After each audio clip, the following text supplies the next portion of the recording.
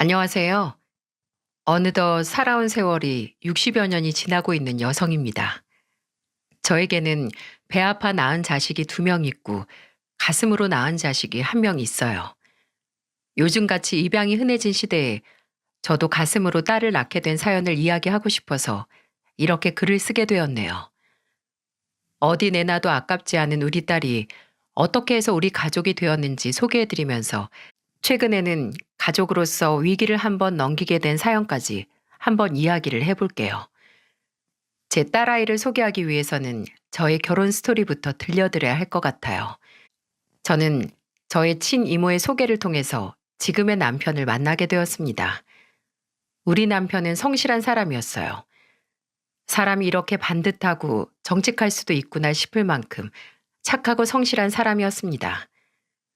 그래서 연애한 지 1년 만에 결혼을 생각하고 시댁 쪽에 인사를 갔는데 남편의 형제인 시동생과 시누이 모두 다 겪어보니 정말 하나같이 다 올바르고 착한 사람들이더군요. 특히나 이 집안은 주기적으로 봉사도 가고 할 만큼 베푸는데도 1등인 집안이었어요. 그렇게 될 수 있었던 이유는 시아버지 영향이 컸습니다. 시아버지는 교육자 출신인지라 가정교육을 엄하면서도 따뜻하게 잘하셨어요. 언제나 정직하게 살아야 한다. 어디 가서도 성실해야 한다. 라고 늘 가르치며 남편 3남매를 키웠다고 하더라고요. 제가 봐도 옆에서 본받을 점이 많은 집안이었습니다. 그렇게 저희는 결혼을 해서 아들 둘을 낳고는 잘 살고 있었어요. 늘 시동생이나 시누이와 함께 자주 만나서 시간을 가질 만큼 그 형제들하고도 잘 지내고 있었는데요. 어느 날 시동생이 결혼을 하겠다며 여자를 1명 데리고 오더라고요. 예쁘장하니 우리 시동생이 좋아할 만하겠다 싶을 만큼 눈도 큼지막하니 시원스럽게 생겼었어요. 게다가 시동생은 능력이 좋았기 때문에 인기가 정말 많아서 누가 우리 시동생을 차지할까 늘 궁금했는데 예비 동서를 보면서 복받았다는 생각이 들었죠. 제 시동생은 제가 봐도 우리 남편만큼이나 좋은 사람이었고 어디 내놔도 인기가 많을 수밖에 없는 사람이었어요. 얼굴도 잘생겼지, 능력도 좋지, 또 성격도 좋지. 정말 완벽한 사람이었습니다. 그러니 동서가 복받은 사람이라는 생각을 할 수밖에 없었던 거였고요. 역시나 이 둘은 결혼해서 인꼬부부로 잘 살았습니다. 우리 시동생이 동서한테 어찌나 잘하는지 옆에서 보기 민망할 정도로 끔찍하게 대하더라고요. 그걸 보면서 저도 괜히 남편에게 농담식으로 당신도 좀 보고 배워. 나를 저렇게 끔찍하게 대하란 말이에요. 라고 말하기도 했었어요. 그만큼 우리 시동생은 동서에게 잘했죠. 둘은 결혼하고 얼마 안 되어서 인꼬부부답게 거의 바로 자식을 낳았어요. 민이라는 예쁜 조카를 낳고는 더 행복하게 잘 살아가고 있었죠. 근데 그러다가 생각지도 못한 불행이 이들에게 찾아왔습니다. 그건 다름 아닌 시동생의 갑작스런 죽음이었어요. 남편 집안에는 유전적으로 고혈압이 좀 있었는데 그걸 제일 많이 물려받은 게 바로 우리 시동생이었어요. 그래서 늘 병원에 수시로 다니면서 검사도 받고 고혈압 관리를 잘 하고 있었는데 최근 회사에 일이 많아지면서 야근을 밥 먹듯이 하게 되면서 그게 큰 무리가 된 듯 했습니다. 처음에는 좀 머리가 당긴다고 했었나 봐요. 저도 몰랐는데 장례식장에서 동서가 이야기를 해주더라고요. 그래서 고혈압 약을 더 늘리고 했었는데 결국에는 그게 징조였는지 심근경색으로 인한 심장마비로 갑작스럽게 죽게 된 거였죠. 그렇게 시동생을 갑작스럽게 떠나보내고 모두가 다 슬픔에 잠겨 있었습니다. 동서도 참 많이 힘들어했어요. 혼자서 조카를 키우는 모습이 안쓰러워 하루가 멀다 하고 동서에게로 가서 같이 밥도 먹어주고 조카도 돌봐주고 했었죠. 하지만 그 기간이 딱 5개월이었습니다.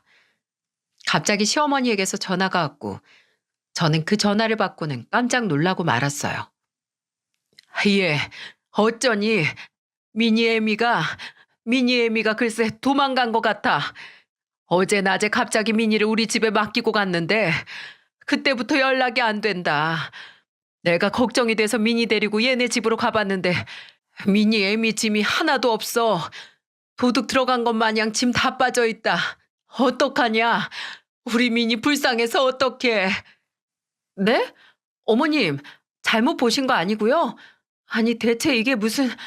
미니는요? 미니는 지금 어때요? 아휴, 말도 마라. 엄마 보고 싶다고 지금 난리야. 어떡하면 좋니? 이 일을 어떡하면 좋아? 저는 이 이야기를 들으며 조카가 너무나도 걱정이 되었어요. 그래서 그날은 시어머니 댁으로 가서 조카를 돌보며 같이 밤을 지새웠죠. 조카는 엄마가 보고 싶다며 하루 종일 울어댔어요. 그 모습을 보면서 얼마나 마음이 아프던지 저와 시어머니 둘 다 그 모습을 보면서 같이 울 수밖에 없었습니다. 저는 그 다음 날 바로 동서의 행방을 찾기 위해 여기저기를 다녀봤어요.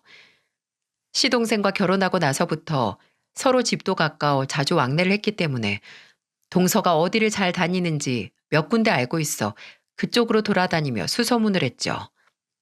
정말 웬만한 곳을 다 쏘다닌 결과 동서가 자주 가서 수다를 떨던 다방이 하나 있었는데 거기에서 동서와 친하게 지낸 다방 사장에게 동서의 이야기를 들을 수 있었어요.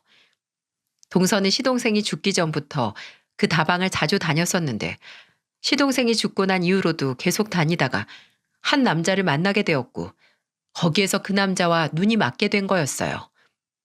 동서와 그 남자는 재혼까지 생각하고 있었는데 그 남자가 동서에게 본인과 재혼하고 싶으면 애를 버리고 오라고 했었다며 그 이야기를 불과 며칠 전에 그 다방 사장에게 했었다고 하더라고요. 그 얘기를 들으니 모든 퍼즐이 다 맞춰지는 듯 했습니다. 동서는 그 남자와 결혼하고 싶어서 조카를 버리고 야반도주를 해버린 거였어요. 정말 한탄이 절로 나오는 상황이었습니다. 저는 이 모든 사실을 시어머니에게 다 알렸고 시어머니는 가슴을 치며 울기 시작했어요. 우리 손녀 불쌍해서 어떡하니? 불쌍해서 어떡해? 아휴. 한참을 울던 시어머니는 모든 상황을 다 받아들이기로 하고 어쩔 수 없이 본인이 미니를 키우기로 하셨어요. 그렇게 몇 개월 정도 시어머니는 미니와 함께 살았는데 그 뒤에 갑작스럽게 저를 부르시더라고요. 뭔가 비장하게 부르시기에 저는 무슨 일이라도 또 생겼나 싶어서 바로 달려갔었죠. 근데 시댁에 가자마자 들려온 이야기는 참 어려운 이야기였습니다. 얘야, 내가 너한테 할 말이 있다. 우리 아들, 우리 막내가 허망하게 세상 떠났잖니. 막내 그렇게 가고 났는데 우리 손녀 미니까지 이렇게 혼자 남겨진 거 보니까 자꾸만 얘가 눈에 밟혀. 아마 하늘에서 우리 막내가 지 딸 미니 이렇게 사는 거 보면 피눈물 흘릴 것 같아. 그래서 말인데 내가 정말 어렵게 생각하고 부탁하는 건데 네가 너네가 미니 좀 맡아서 키워주면 안 되겠니? 저 어린 것이 벌써부터 부모 없이 커야 한다는 게 내가 정말 가슴이 미어져서 그런다. 물론 쉽지 않겠지만 정말 많이 어렵겠지만 너희가 좀 심사숙고해서 미니 좀 데려다가 친자식으로 삼고 좀 키워줬으면 좋겠다. 내 이렇게 어렵게 부탁하마. 저는 시어머니의 이야기를 듣자마자 심각하게 고민에 빠졌습니다. 솔직히 말해서 흔쾌히 그렇게 하겠다고 대답은 못 하겠더라고요. 물론 너무 예쁘고 사랑스러운 조카임에는 틀림없었지만 내 피부치로 생각하고 평생 키운다는 건 큰 책임감이 따르는 일이었기에 쉽게 결정을 내릴 수가 없었죠. 그래서 남편과 상의를 했어요.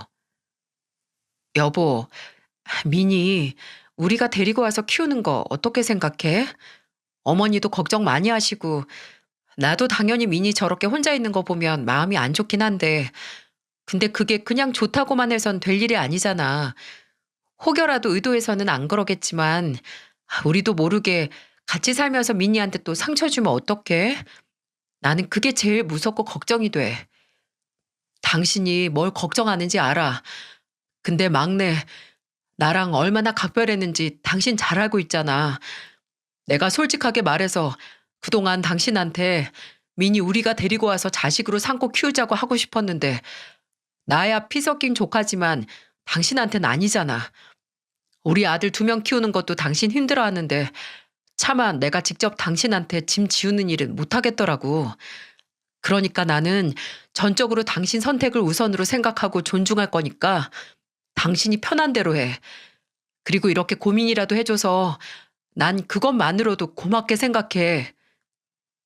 남편은 애초에 저한테 조카를 데리고 와서 키우자고 하고 싶었지만 저를 배려하고 눈치를 보느라 말을 못했던 거였어요. 그렇게 남편의 속마음까지 알고 나니 더 마음이 복잡해지더라고요. 그래서 더 심사숙고해서 상황들을 결정해 나가기 위해 처음에는 우선 1달 정도만 같이 살면서 저희가 키워보기로 했어요. 미니야, 할머니가 지금 바쁘셔서 미니 밥도 차려주시고 목욕도 시켜주시고 하는 걸 못하시게 됐어. 그래서 당분간은 큰엄마 집에서 같이 잠도 자고 밥도 먹고 목욕도 하고 그럴까? 네, 좋아요. 큰엄마 집에서 오빠들이랑 같이 놀래요. 그래, 그래. 오빠들이랑도 같이 놀고 이 큰엄마랑도 놀자. 큰엄마랑 큰아빠가 우리 미니 하고 싶은 거 다 하게 해줄게. 저희는 혹여나 앞으로 같이 살자고 했다가 그러지 못하게 되면 조카가 또 상처를 받게 될까 싶어서 당분간만 같이 살자고 이야기를 하며 딱 1달을 같이 지내게 되었어요. 근데 같이 지내면서 저는 점점 더 제 조카가 마음에 들어오게 되었고 안쓰러움과 애틋함이 공존하며 제 마음을 마구 휘저어댔습니다. 왜냐하면 같이 산지 며칠도 안 돼서 알게 된 사실이 있었는데 제 조카는 이미 엄마 아빠가 본인 곁에 없다는 걸 다 알고 있는 듯 했고 지금 같이 지내고 있는 저나 지 큰아빠까지 없어져 버릴까 봐 불안해하고 눈치 보이는 것이 고스란히 느껴졌기 때문이었어요. 그래서 제가 오빠들이랑 놀게 두고 잠시 장보러 나갔다 오면 그것도 불안해서 저를 따라가겠다고 하는 적이 1~2번이 아니었죠. 그 모습을 보니 참 가슴이 아프더라고요. 이 어린 것이 벌써부터 외로움을 느끼고 부모의 부재로 인한 불안함을 느낀다는 것이 정말 미어지게 가슴이 아팠습니다. 그렇기 때문에 이 아이가 더 마음에 들어올 수밖에 없었어요. 하지만 그 불안함 속에서도 원래부터 저랑 큰아빠를 좋아했지만 같이 살면서는 우리가 더 좋아졌는지 하루 종일 쫑알쫑알거리며 따라다니는 모습이 너무나 사랑스러웠어요. 그래서 우리 남편은 본인의 친아들들보다 더 조카를 물고 빨며 곁에 두고 지냈어요.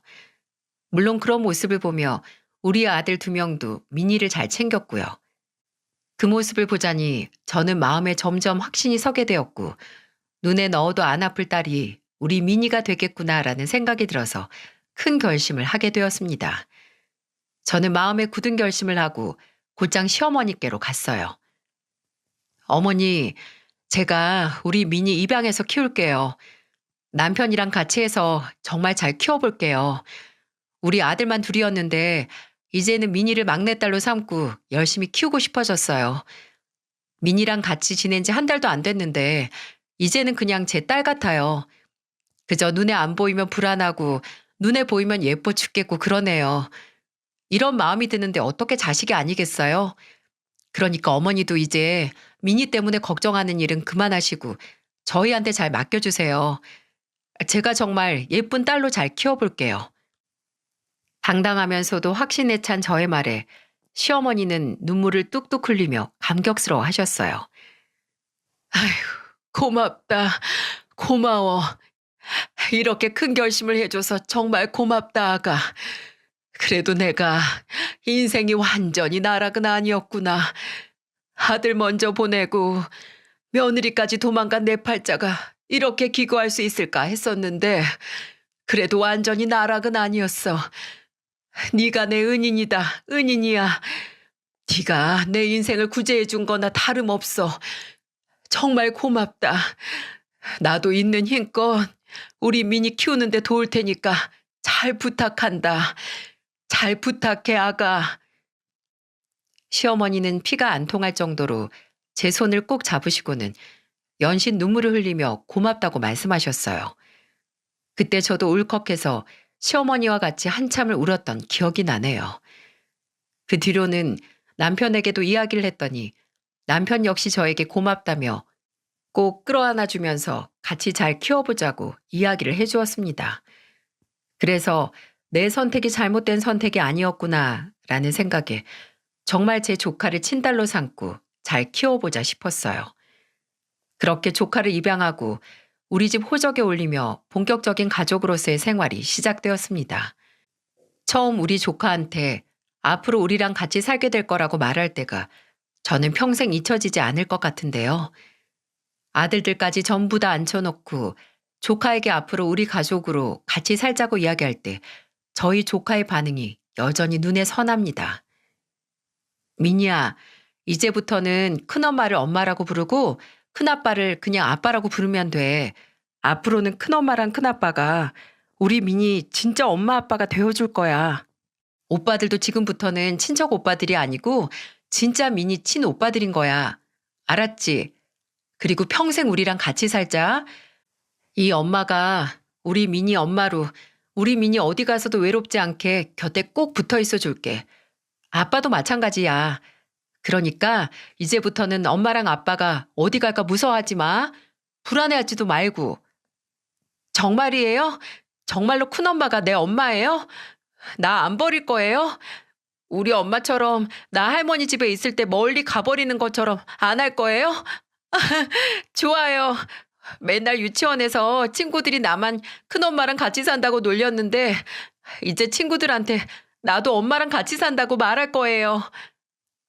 제 조카이자 딸인 민희는 우리의 가족이 되었다는 이야기를 듣자마자 저한테 와서 와락 안기며 울면서 이야기를 했어요.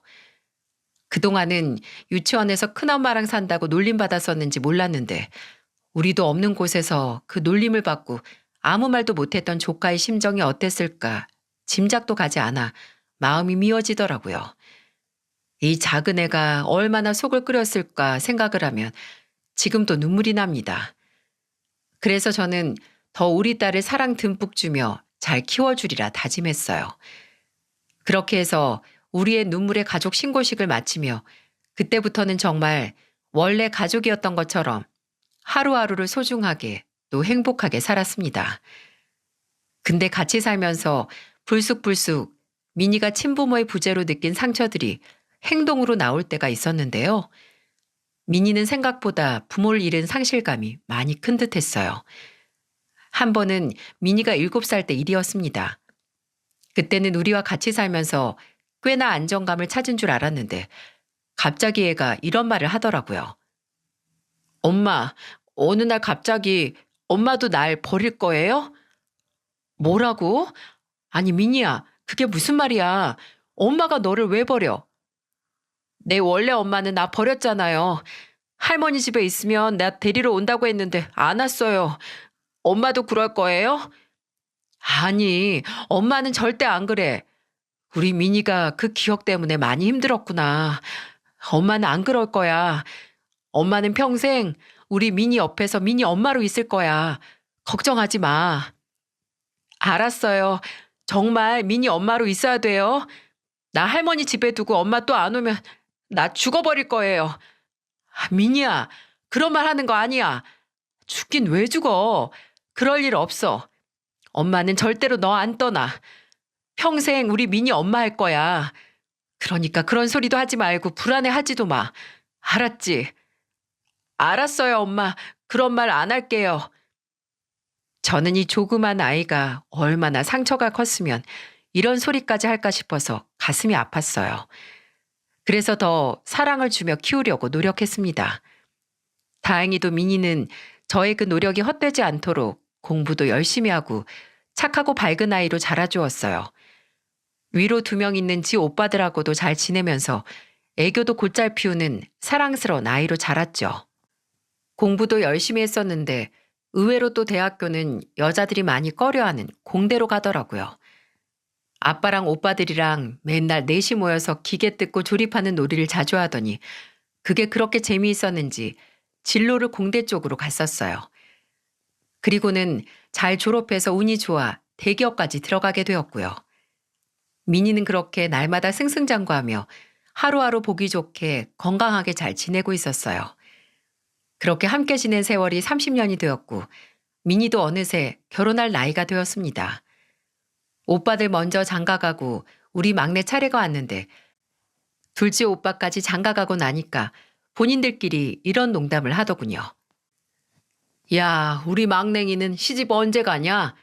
오빠들 다 갔는데 이제 놀아줄 사람 없어서 얼마나 심심할까? 막냉아, 그냥 너도 빨리 연애. 이 오빠들 말고 같이 놀아줄 사람 찾으란 말이야. 뭐래? 내가 알아서 해.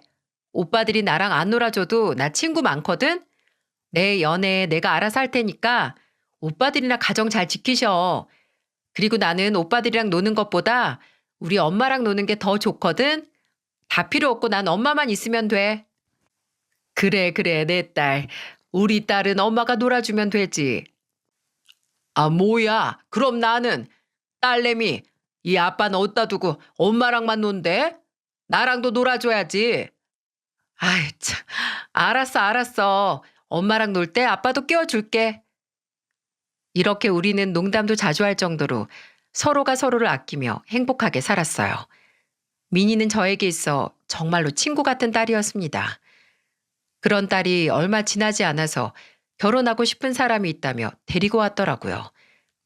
같은 직장 사람이었는데 보기만 해도 인상이 선하고 반듯해 보여서 마음이 들었어요. 함께 자리하는 내내 행동도 모난 것 없이 둥글둥글한 사람 같아서 많이 고민하지 않고 남편과 같이 바로 결혼을 허락해 주었죠. 이 소식을 시어머니에게도 전했는데 시어머니도 정말 좋아하셨어요. 평소에 미니가 할머니한테도 자주 찾아가서 말동무가 되어 주었기에 미니 행복을 누구보다도 바라는 사람이 바로 시어머니였죠. 시아버지가 병으로 돌아가시고 나서 한창 적적해 하실 때 미니는 저보다도 더 많이 시댁을 찾아가서 지 할머니의 친구가 되어 주었어요. 그럼 시어머니는 늘 미니를 칭찬하면서도 저에게도 꼭 이렇게 말씀을 하셨죠. 착한 며느리, 우리 예쁜 며느리, 네 덕에 내가 우리 미니한테 이런 효도 받으면서 산다. 고마워 우리 며느리. 아휴 우리 예쁜 며느리. 저는 이 말을 들을 때마다 정말 행복했어요. 언제 들어도 기분이 좋았고 들어도 질리지 않는 말이었습니다. 시어머니는 95세나 되셨는데도 정정하셔서 우리 집안의 기둥 역할을 잘 해주셨어요. 그래서 저도 시어머니를 더 많이 따르고 효도를 하려고 노력했죠. 그렇게 모두가 다 평온하고 행복하게 잘 지내고 있으면서 딸의 결혼식 준비에 한창 바쁘게 지내고 있던 때였어요. 근데 어느 날 갑자기 생각지도 못했던 불청객이 우리 앞에 나타났습니다. 그건 다름 아닌 저에게는 동서되는 미니의 생모였죠.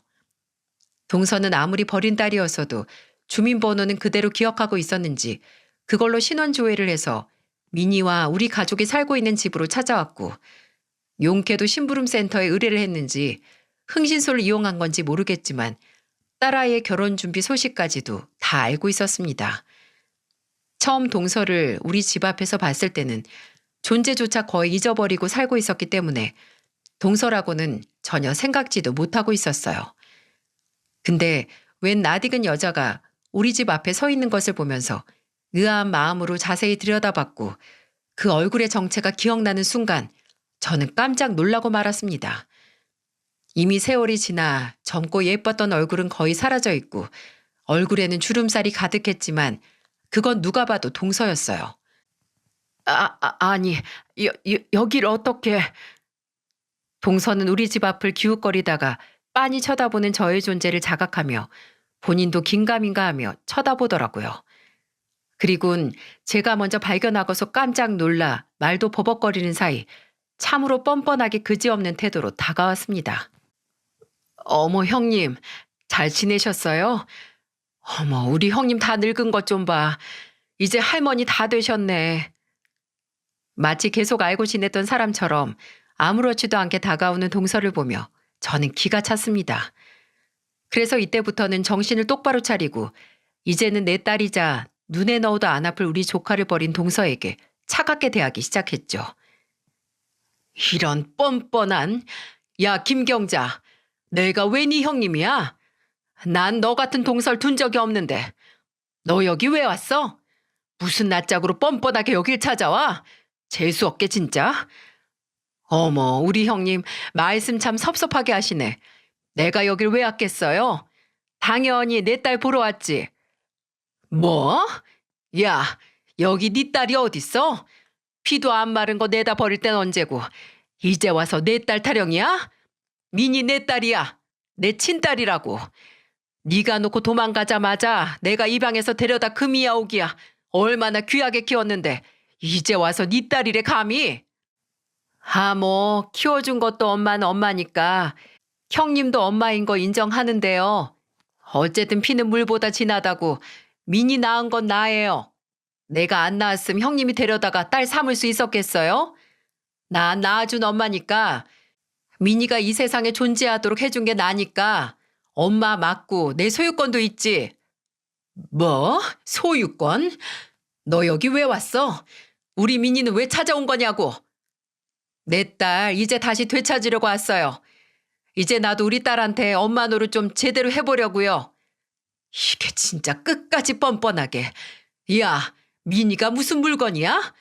남자한테 미쳐가지고 잔인하게 버릴 때는 언제고 이제 와서 찾으러 왔대. 네가 찾으러 오면 뭐? 우리가 순순히 민이 내어줄 것 같아? 뻔뻔한 것도 분수가 있어야지. 좋은 말로 할 때 꺼져. 뻔뻔하게 짝이 없는 건 형님이네요. 그깟 꼴랑 입양해서 엄마 노릇 좀 해준 것 가지고 진짜 엄마라도 된 것 마냥 뭐 하는 짓이에요? 우리 민이 어딨어요? 당장 민이 나오라고 해요. 이게 진짜 끝까지? 너 여기서 딱 기다려. 저는 끝내 민이를 찾으며 집 앞에서 떠나지 않으려고 하는 동서에게 기다리라고 하고는 냉큼 집으로 들어가서 소금 한 바가지를 크게 퍼다가 머리에서부터 확 뿌려버렸어요. 이게 뭐야? 이게 무슨 짓이에요? 진짜 옷 다 버렸네. 찝찝해. 이봐요. 나 다시 올 거니까 딱 기다리고 있어요. 그 당시 동서는 제가 뿌린 소금을 맞고는 한바탕 승질을 내며 다시 오겠다고 이야기하고 그대로 갔었어요. 근데 정말로 얼마 지나지 않아서 또 찾아왔고 그때도 어김없이 저와 실랑이를 벌였어요. 저는 이 인간이 미니에게까지 찾아갈까봐 제 선에서 끝내기 위해 몇 번 상대를 해줬었는데 이게 끝까지 어이없는 이야기를 해오더라고요. 미니 결혼식 얼마 안 남았죠? 미니 이번에 결혼하면 혼주석에는 제가 앉을 거예요. 그렇게 알고 계세요. 혼주석에 앉고 나도 이제 엄마 노릇하면서 하나 있는 자식한테 부모 대접 받으면서 살 거예요. 뭐? 야, 이 뻔뻔한 거사. 네가 미니한테 해준 게 뭐가 있는데? 네가 살면서 미니한테 전화 한 번 하기를 했어. 아니면 양육비를 한 번 보내줘 봤어? 아무것도 안 하고 그 어린 것을 딸랑 시어머니 집에다가 버리고 간 주제. 갑자기 이렇게 찾아와서 부모 대접 받으며 살아가야겠다고? 너 그동안 미니가 얼마나 힘들어했는 줄 알아? 그건 생각해 봤어? 그 어린 것이 말도 제대로 못하는 5살짜리 애가 혹여나 내가 어디 갈까 나 붙잡고는 놓지도 못하던 애야. 그 조그만한 게 또 어디 가서 버림받을까. 나나지 큰아빠가 도망가 버릴까 무서워서 잘 때도 따라와서 우리 사이에 숨지가 자던 애라고. 애한테 그렇게 모진 상처 다 떠넘길 땐 언제고 이제 와서 뻔뻔하게 짝이 없게 부모 대접을 받아야겠다고? 참나 진짜 어이가 없어서. 너 벌써 노망 났냐? 그런 거야? 아니면 어디 아파서 정신이라도 나간 거야 뭐야? 내가 너 혼주석에 앉는 걸 순순히 볼 것 같아? 참네. 아주 대단한 모적 나셨네요. 눈물겹다 눈물겨워. 누가 보면 지 배 아파서 난 줄 알겠네. 그럼 이렇게 해요. 내가 혼주석에 앉아있는 걸 못 보겠으면 내가 제안하는 것만 들어줘요. 그럼 나 깨끗하게 포기하고 물러날 테니까. 뭐? 제안? 니까짓 게 제안할 게 뭐가 있는데. 딱 현금으로 1억만 내놔요. 그럼 혼주석에 앉는다느니 미니한테서 부모 대접 받는다느니 그런 말 더 이상은 안 할 테니까. 뭐야? 1억? 야, 1억이 네 집 개 이름이야? 그리고 우리가 너한테 1억을 왜 줘야 되는데? 오히려 네가 우리한테 줘야 할 판인데 뭐? 되려 돈을 내놓으라고 해? 야, 이 인간 같지도 않은 짐승 같은 거사. 너한테 줄 돈 따위 없으니까 그냥 꺼져버려. 우리 앞에 다시 나타나지 말란 말이야. 내가 돈이 좀 필요해서 그래요.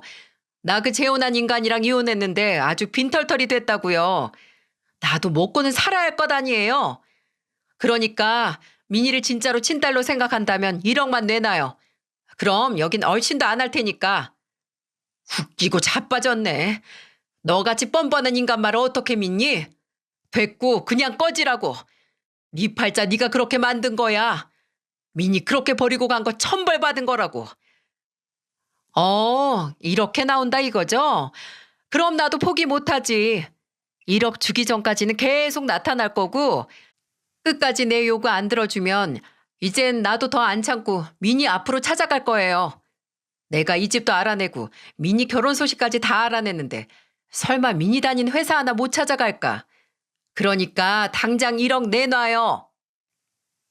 저는 민희까지 들먹이며 협박을 하는 동서를 보며 정말 골머리가 터지는 줄 알았습니다. 민희 앞에 나타나겠다는 저 뻔뻔한 말을 정말로 실행할까봐 순간 겁이 나기도 했어요. 하지만 어떻게든 민희 앞에 나타나는 것만은 막기 위해서 필사적으로 싸울 요량으로 또 한 번 소리치려고 했죠. 근데 그 순간 어딘가에서 익숙한 목소리가 들렸고 저는 그 목소리를 듣고는 화들짝 놀랄 수밖에 없었어요. 엄마?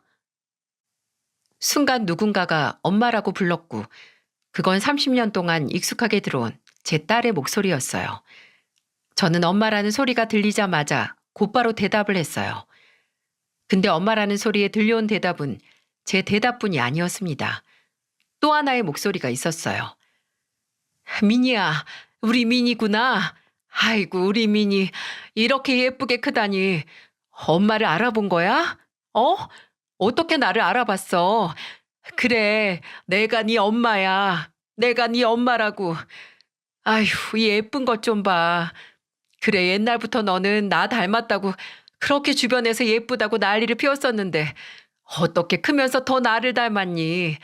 민희야, 엄마야. 그동안 엄마 많이 보고 싶었지.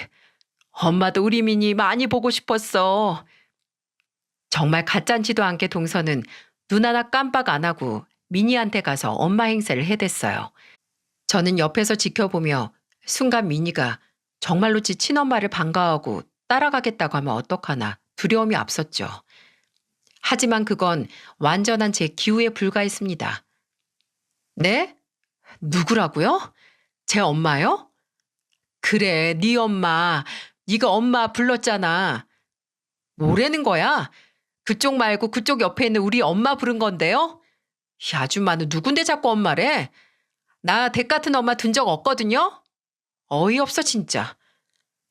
민희는 옆에서 보는 저조차도 싸늘하다고 느낄 만큼 동서를 차갑게 대했어요. 거기에서 저는 민희를 잃을 일은 없겠다며 안심을 할 수 있었죠. 그게 무슨 소리야? 내가 네 엄마야. 내가 널 낳아준 생모라고. 생모요? 그래, 내가 네 생모야. 이제 좀 알겠니? 내가 좀 다르게 보여? 민희야, 내가 네 생모야. 아, 생모. 근데요. 근데라니. 생모인데 뭐 어쩌라고요? 낳아줬다 뿐이지 그 뒤로 뭐 있어요? 나 버리고 떠난 주제. 민희야, 너 왜 그래? 내가 네 생모라니까. 아줌마. 그래서 뭐 어쩌라고요? 생모인데 뭐요? 그쪽이 내 생모인데 뭐 어쩌라는 거예요? 그깟 생모가 뭐라고 자꾸 생모 거려 짜증나게. 이봐요. 낳아주면 다예요? 그냥 낳고 끝나면 다냐고요. 내가 뒤에서 둘이 대화하는 거 좀 들어보니까 나 버리고 나서 아줌마도 그 아저씨한테 버림받고 빈털털이 되니까 비빌 언덕 찾아서 온 것 같은데 진짜 사람이 어떻게 그래요? 어떻게 그렇게 짐승 같을 수가 있냐고요. 민희는 그제서야 자신을 버린 엄마에 대해 미움과 증오, 분노의 마음이 올라왔는지 격한 감정으로 동서에게 소리를 쳐댔어요. 저는 거기에서 솔직히 저 뻔뻔한 인간이 더는 큰 소리 못 내고 물러가겠지 싶었습니다. 하지만 그건 완전히 착각이었어요. 동서는 물러나기는커녕 정말 가당치도 않은 궤변을 늘어놓기 시작했죠. 민희야, 아니야. 네가 잘못 알고 있는 거야. 엄마는 너 버린 적 없어. 정말이야. 오히려 내가 버림받은 거야. 네 아빠 죽고 나서 네 할머니가 나를 구박하기 시작했어.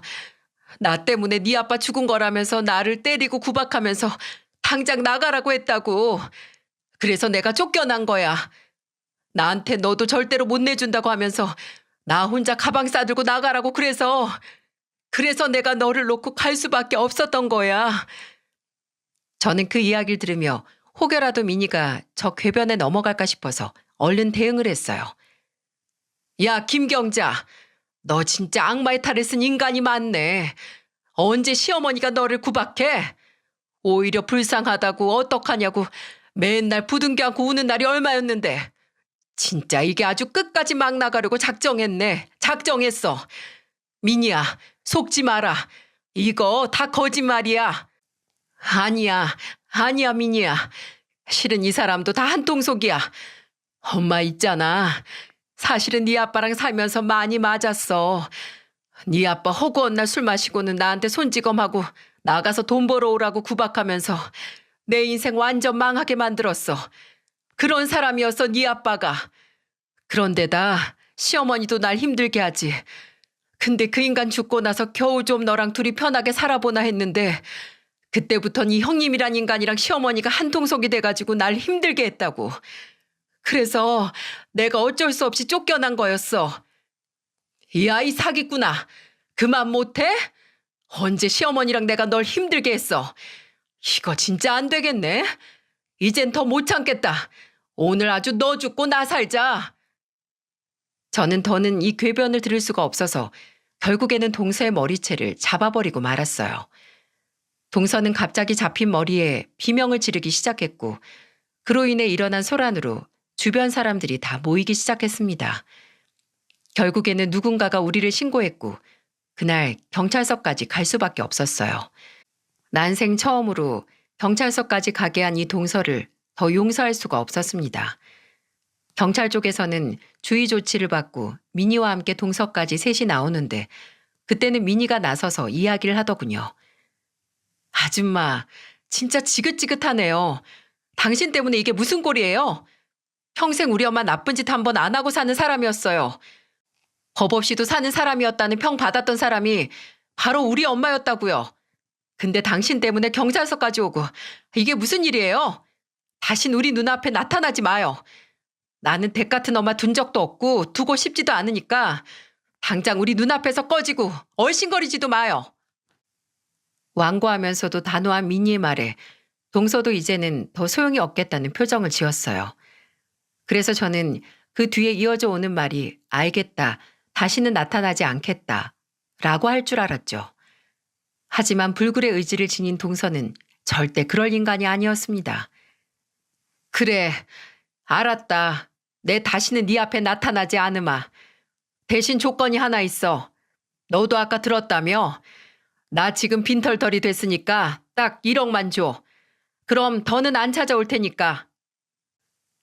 진짜 뭐 이딴 인간이 다 있어? 너도 생각이라는 걸 좀 해봐. 내가 너 안 낳았으면 네가 이렇게 여기서 버젓이 서 있을 수 있겠니? 그냥 네 존재 자체가 없어지는 거야. 그걸 내가 가능하게 해줬으면 너도 뭔가 대가를 지불해야 할 거 아니야? 막말로 너 내가 안 낳았으면 지금처럼 좋은 남자 만나서 결혼이나 할 수 있었을 것 같아? 그러니까 더도 말고 덜도 말고 딱 1억만 내놔. 그럼 먹고 깔끔하게 떨어져 줄게. 저한테 했던 요구를 그대로 지 딸에게 하는 인간을 보며 저는 몸서리가 쳐졌어요. 어쩜 저렇게 사람이 얼굴에 철판을 깔아도 저렇게 두껍게 깔았을까 싶더라고요. 근데 거기에서 저는 우리 미니의 대답에 더 놀라고 말았습니다. 1억이요? 진짜로 1억 주면 먹고 떨어질 거예요?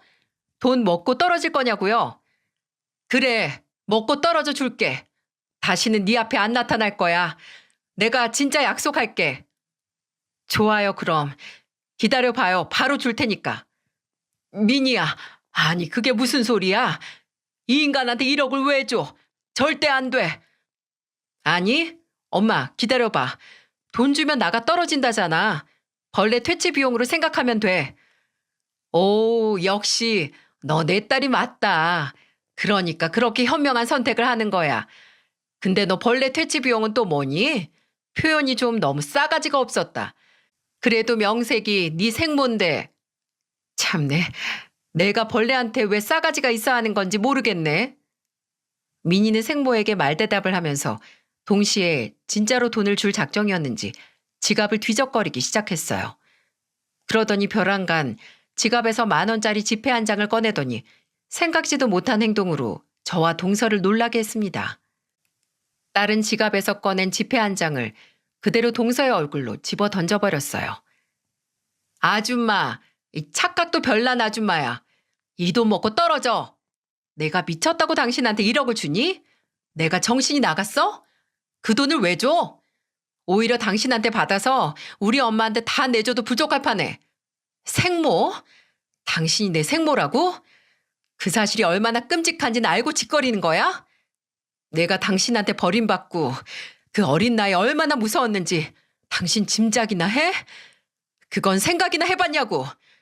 아직도 생생해. 그 어린 나이에 들었던 그 무서웠던 감정이 아직도 생생하다고.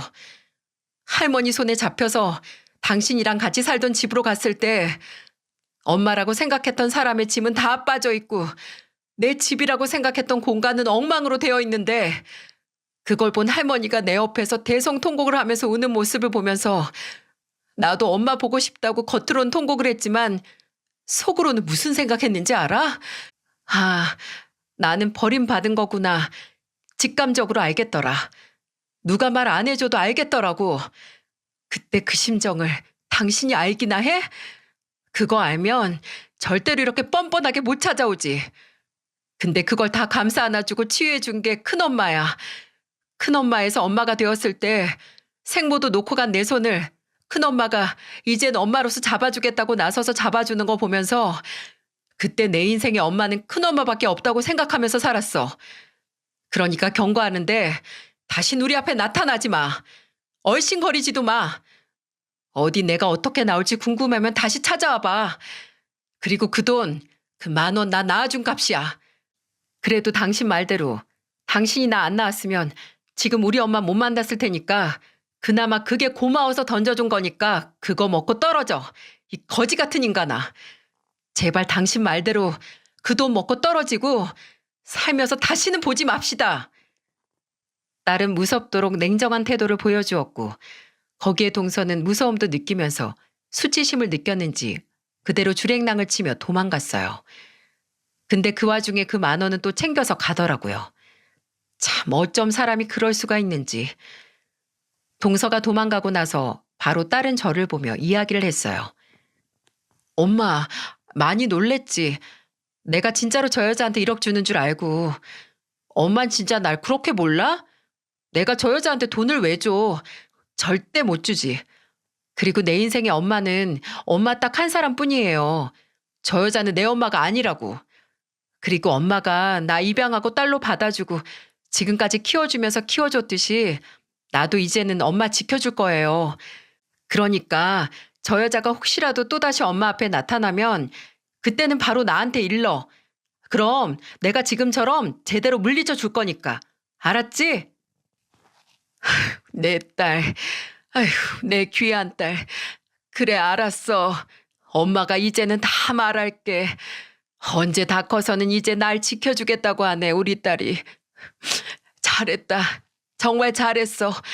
엄마 옆에서 보는 내내 진짜 속이 다 뻥 뚫리는 것 같았어. 장하다, 우리 딸. 저는 어느새 다 커서는 똑부러지게 행동하는 딸을 보면서 흐뭇하면서도 참 고마웠습니다. 우리 딸이 대견스럽고 자랑스럽기까지 했어요. 그 뒤로 딸은 잘 결혼식 준비를 마쳤고 결혼식 당일에는 저와 남편이 당당하게 혼주석에 앉아 딸의 결혼을 축하해 줄 수 있었죠. 드레스를 입은 모습이 어찌나 예쁘던지 저는 이때만큼은 동서에게 고마웠습니다. 이렇게 예쁜 딸을 만날 수 있게 해준 장본인이었으니까요. 딸은 지금 결혼해서 너무너무 행복하게 잘 살고 있어요.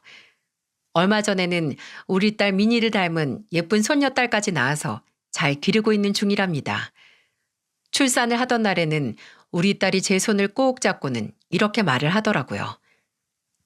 엄마, 친엄마도 버린 나를 받아줘서 정말 고마워요. 내가 애 낳아보니까 알겠어. 엄마가 친딸도 아닌 나를 거두는 게 얼마나 어렵고 힘든 일이었는지. 내가 더 잘할게. 앞으로 더 많이 효도할게요. 그러니까 오래오래 내 옆에서 엄마로 있어줘요. 알았지? 내가 진짜 우리 엄마 행복하게 해줄게. 그래, 그래, 내 딸. 너는 우리 가족이 된 이후로 한 번도 내 딸이 아닌 적이 없었어.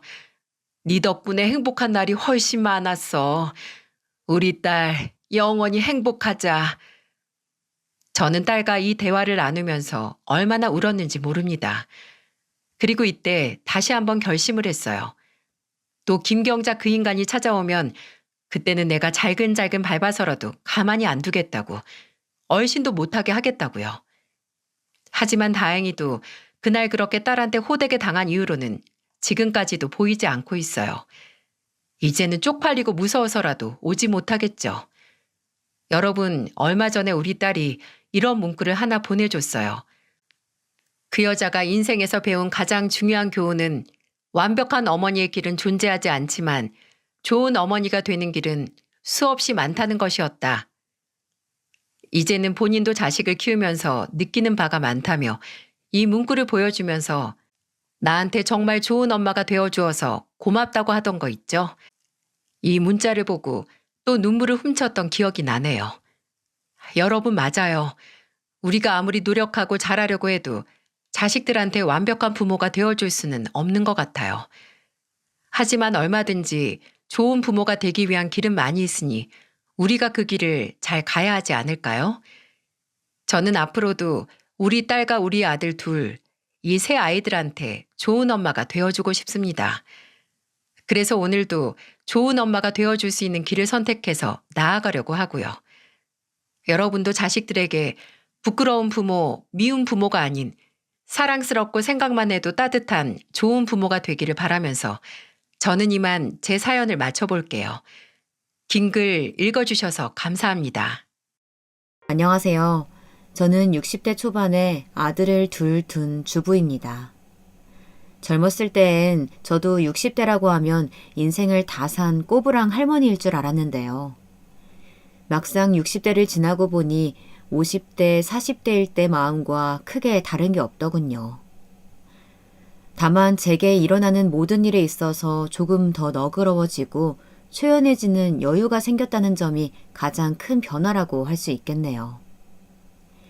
하지만 그런 저에게도 감당하기 어려운 고난이 찾아오는 바람에 힘든 시간을 보내야만 했습니다.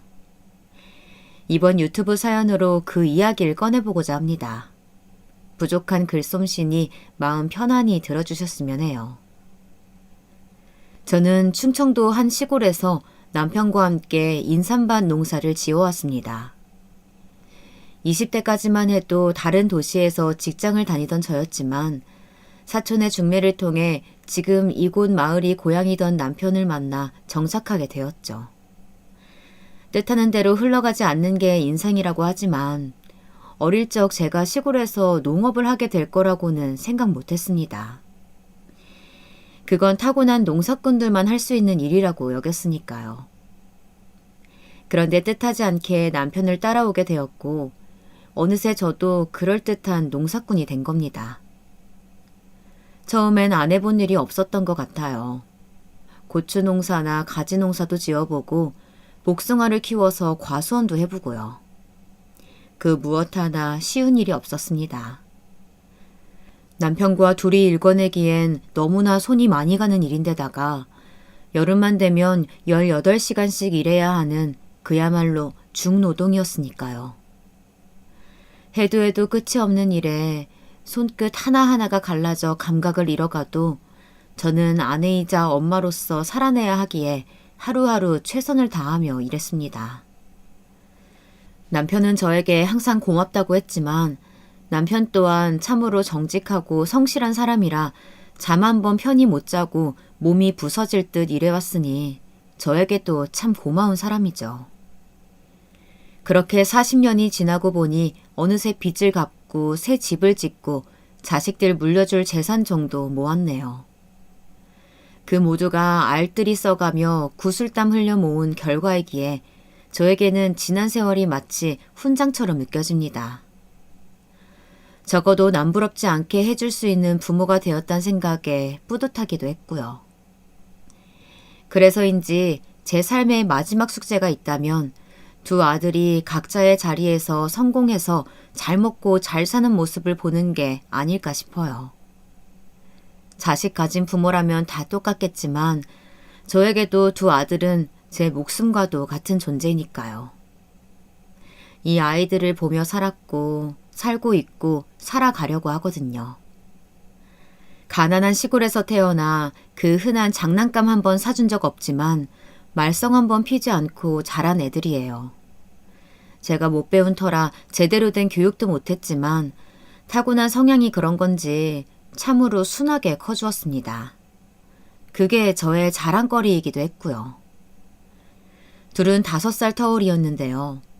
첫째는 살가우면서도 말을 잘 듣는 순종적인 아이였어요. 둘째는 말수는 적어도 우직하고 믿을 수 있는 든든함이 있었고요.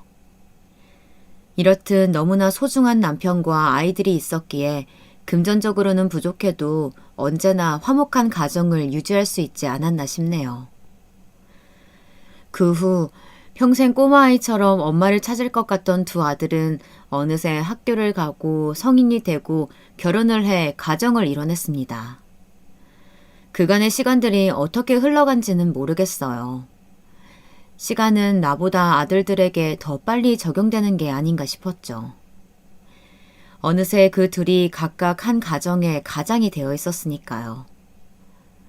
첫째는 비교적 빨리 회사에 취직해 다른 부서에서 디자이너로 일하던 며느리와 만나 1년 반 전에 결혼해서 서울에 살고 있습니다.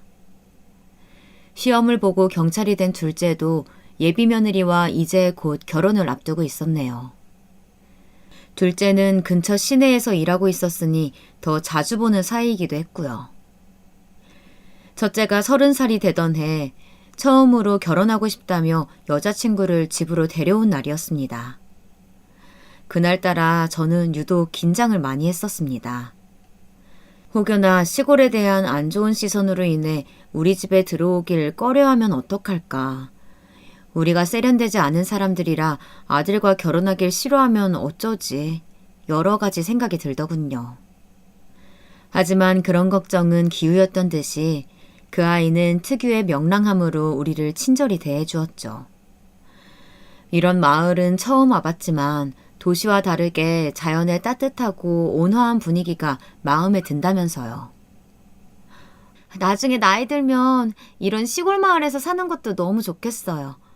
원래 그런 로망 하나쯤 가지고 있잖아요. 어머님, 아버님 댁 옆에 살아도 좋을 것 같고요. 그치, 지은 씨? 적당히 강단도 있고 고집도 있어 보이는 게 첫째와 잘 어울리는 아내감이라고 생각했죠. 첫째는 다 좋지만 약간은 무른감이 있어서 줏대를 잡아줄 사람이 필요한 것 같았거든요.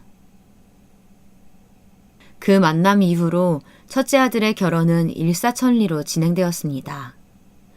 그동안 모아둔 돈으로 집을 마련해 주려고 했지만 첫째가 거절하더라고요. 자신이 모아둔 돈도 있고 첫 집은 대출을 받아서 전세로 가려고 했다면서요. 엄마, 괜찮아. 요즘 다 대출받아 사는데요. 뭐 안 도와주셔도 돼요. 아니다. 엄마 아빠의 성이야. 젊은 너희들이 돈 모으는 거 쉽지 않을 텐데 벌써부터 빚내면 안 되지 않니? 고마워요, 어머님. 이 은혜 잊지 않을게요. 역시 우리 어머님 배포가 크셔. 그래도 자식이 결혼하는데 부모가 되어서 손 놓고 있을 순 없으니 반 정도는 보태주었습니다.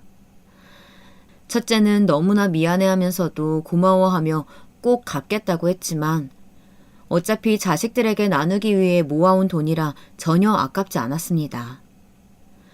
또 며느리의 살가운 모습에 기분도 좋더군요. 오히려 그때 전 제 계산보다 한참 적은 금액을 지원해준 터라 나이가 더 들고 나면 가게라도 차릴 목돈을 물려주기로 염두에 두었죠. 둘째는 사실 결혼을 안 할 줄 알았어요. 워낙 애가 숫기가 없어서 연애와는 담을 쌓았거든요. 그런데 중학교 동창을 다시 만나더니 이렇게 식을 올리게 된 거죠. 그 사람이 누구든 간에 둘째가 함께 할 반려자가 생겼다는 것만으로도 저는 정말 행복하더군요. 세상에, 동창을 다시 만나고 있다고? 네. 너무 잘 되었구나. 세상에.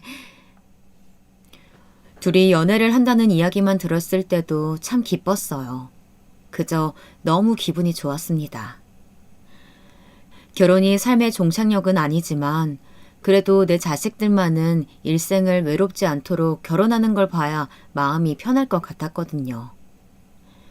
어찌됐건 여기까지가 제가 걸어온 길고도 짧은 길입니다. 고단한 삶이었지만 순탄하다면 순탄한 일상이기도 했죠. 하지만 문제는 예상치 못한 시기에 갑자기 저를 덮쳐왔습니다.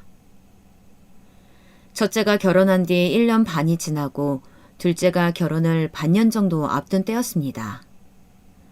그러니까 둘째 며느리가 될 애가 한번 인사를 오고 가족 간의 단합을 다져가고 있을 때였죠. 처음 둘째 며느리가 될 애가 저희 집에 인사를 왔는데 글쎄 첫째 며느라기가 조금 시기 질투를 하는 것 같더라고요. 아님 군기라도 잡을 모양인 건지 둘째 아이를 내내 못마땅하게 보는 것 같았어요. 어머님, 안녕하세요. 둘째 며느리가 수줍게 인사를 건네고 들어올 때부터 성격이 내성적인 아이라는 건 짐작하고 있었는데 사실 시부모를 처음 뵙는 자리이면 누구나 더 어렵고 불편할 수 있잖아요. 근데 첫째 아이가 어머, 우리 동서될 사람은 집안일 안 해봤나 봐. 과일을 못 깎어? 아니 근데 왜 이렇게 사람 말이 느려? 내가 아까 물은 질문을 지금 하네. 괜찮아, 뭐 그럴 수도 있지. 오히려 기다리는 재미가 있네. 그만해 여보. 그럴 수도 있지. 사람 무한하게 싫이. 아니 그냥 나는 장난으로 하는 말이었지. 기분 나빠하지 마세요. 그래, 좋은 자리에 좋은 말만 오가야 하지 않겠니? 그래, 아가씨는 어디서 일을 한다고요? 장난이라고 하는 말 속엔 뭔가 그냥 지나칠 수 없는 의미심장한 의미가 담겨 있는 것 같았어요. 좋은 분위기가 첫째 며느라가로 인해 어그러지는 것 같자 급히 남편이 수습을 했지만 차마 이때의 찝찝함은 지울 수가 없겠더군요. 뒤에 저에게 일어났던 일을 생각하면 더더욱이요. 첫째 며느라간 명랑하고 강단도 있어 보이지만 그만큼 자기 주장도 강하고 어딘지 날카롭고 뾰족한 구석이 있었어요. 안 좋은 의미로요. 그게 뭔진 그땐 잘 몰랐지만요. 아무쪼록 저 때 이후로 두어 번 정도 같이 자리를 했는데 어쩐지 둘째도 둘째 며느리도 첫째 며느리를 불편해 하더군요. 저한테 대놓고 험담을 한다거나 하진 않았지만 그냥 묘하게 느껴지는 분위기가 그랬습니다. 어머, 여기 음식 맛이 조금 그러네. 어머니 입맛에 맞으세요? 전 여기 꽤 비싼 곳이라고 해서 온 건데 여기 누가 예약한 거예요? 예비동서가 예약한 건가? 후기 이런 거 잘 살펴보고 예약하지 그랬어. 요즘 인터넷 보면 후기들 많이 써져 있는데. 네, 죄송해요. 예, 괜찮다 나는. 그만해라. 네, 어머님. 전 어머님 입맛에 안 맞으실까 봐요. 그래서 그런 거죠. 어렵게 자리를 만들어 식사를 하려고 해도 꼭 마지막엔 분위기가 이상하게 이어지더라고요. 그런데 첫째 며느라간 저에게만큼은 살갑고 이쁘게 말만 하려고 했기 때문에 그걸 지적하기가 어려웠습니다. 차라리 저한테 했다면 무슨 말을 얹었겠지만 어쨌든 먼저 집에 들어온 첫째 아이의 마음을 상하게 하고 싶진 않았고 괜한 형님 동서 갈등을 만들고 싶지도 않았습니다. 그래서 넘어가게 되었죠. 지금은 이때 그냥 넘긴 것을 참 후회합니다. 그러다 일이 하나 생기게 되었습니다. 별로 좋은 이야기는 아니지만 상황을 위해 먼저 설명하자면 남편이 나무를 하다가 낮은 절벽으로 떨어진 바람에 다리가 부러진 거예요. 그 뒤로 거동이 불편해졌습니다. 가뜩이나 나이를 먹을수록 농사일이 버거워져서 줄이려던 참이니 남편도 휴식을 취할 겸 여름부터 겨울까지 반년 정도만 아예 쉬기로 했습니다. 몇 년 동안은 계속 살펴야 하는 인삼밭을 제외하고서요. 막상 쉬려고 하니 또 좀이 쑤셔서 싫더군요. 매일 아침 등산을 가고 강아지를 데리고 산책을 다니는 등 틈틈이 많이 움직이면서 운동을 하려고 했습니다. 사람 몸은 너무나 잠깐 사이에도 굳어버리니 최대한 건강을 유지하려고 하면서요. 쉬면서 그동안 못 갔던 교회도 가고 책도 읽고 동네 이웃들과 어울려 지냈네요. 그런데 삶에 여유가 생기니 우리 엄마가 보고 싶더라고요. 엄마는 요양원에서 지내고 계셨습니다. 저희 집은 5남매였지만 엄마가 치매를 앓게 된 탓에 돌봐줄 만한 사람이 없었거든요. 저라도 나서서 모실까 했지만 전 일을 시작하면 왼종일 밖에 있어야 하고 그럴 바엔 차라리 형님들이 모여있는 서울에 계시는 게 좋지 않을까 싶었습니다. 돌아가면서 엄마를 찾아뵈면 될 테니까요. 다만 제가 살고 있는 곳이 요양원으로부터 너무 멀어서 자주 찾아뵙진 못했습니다. 그게 항상 마음의 짐으로 남아 있었네요.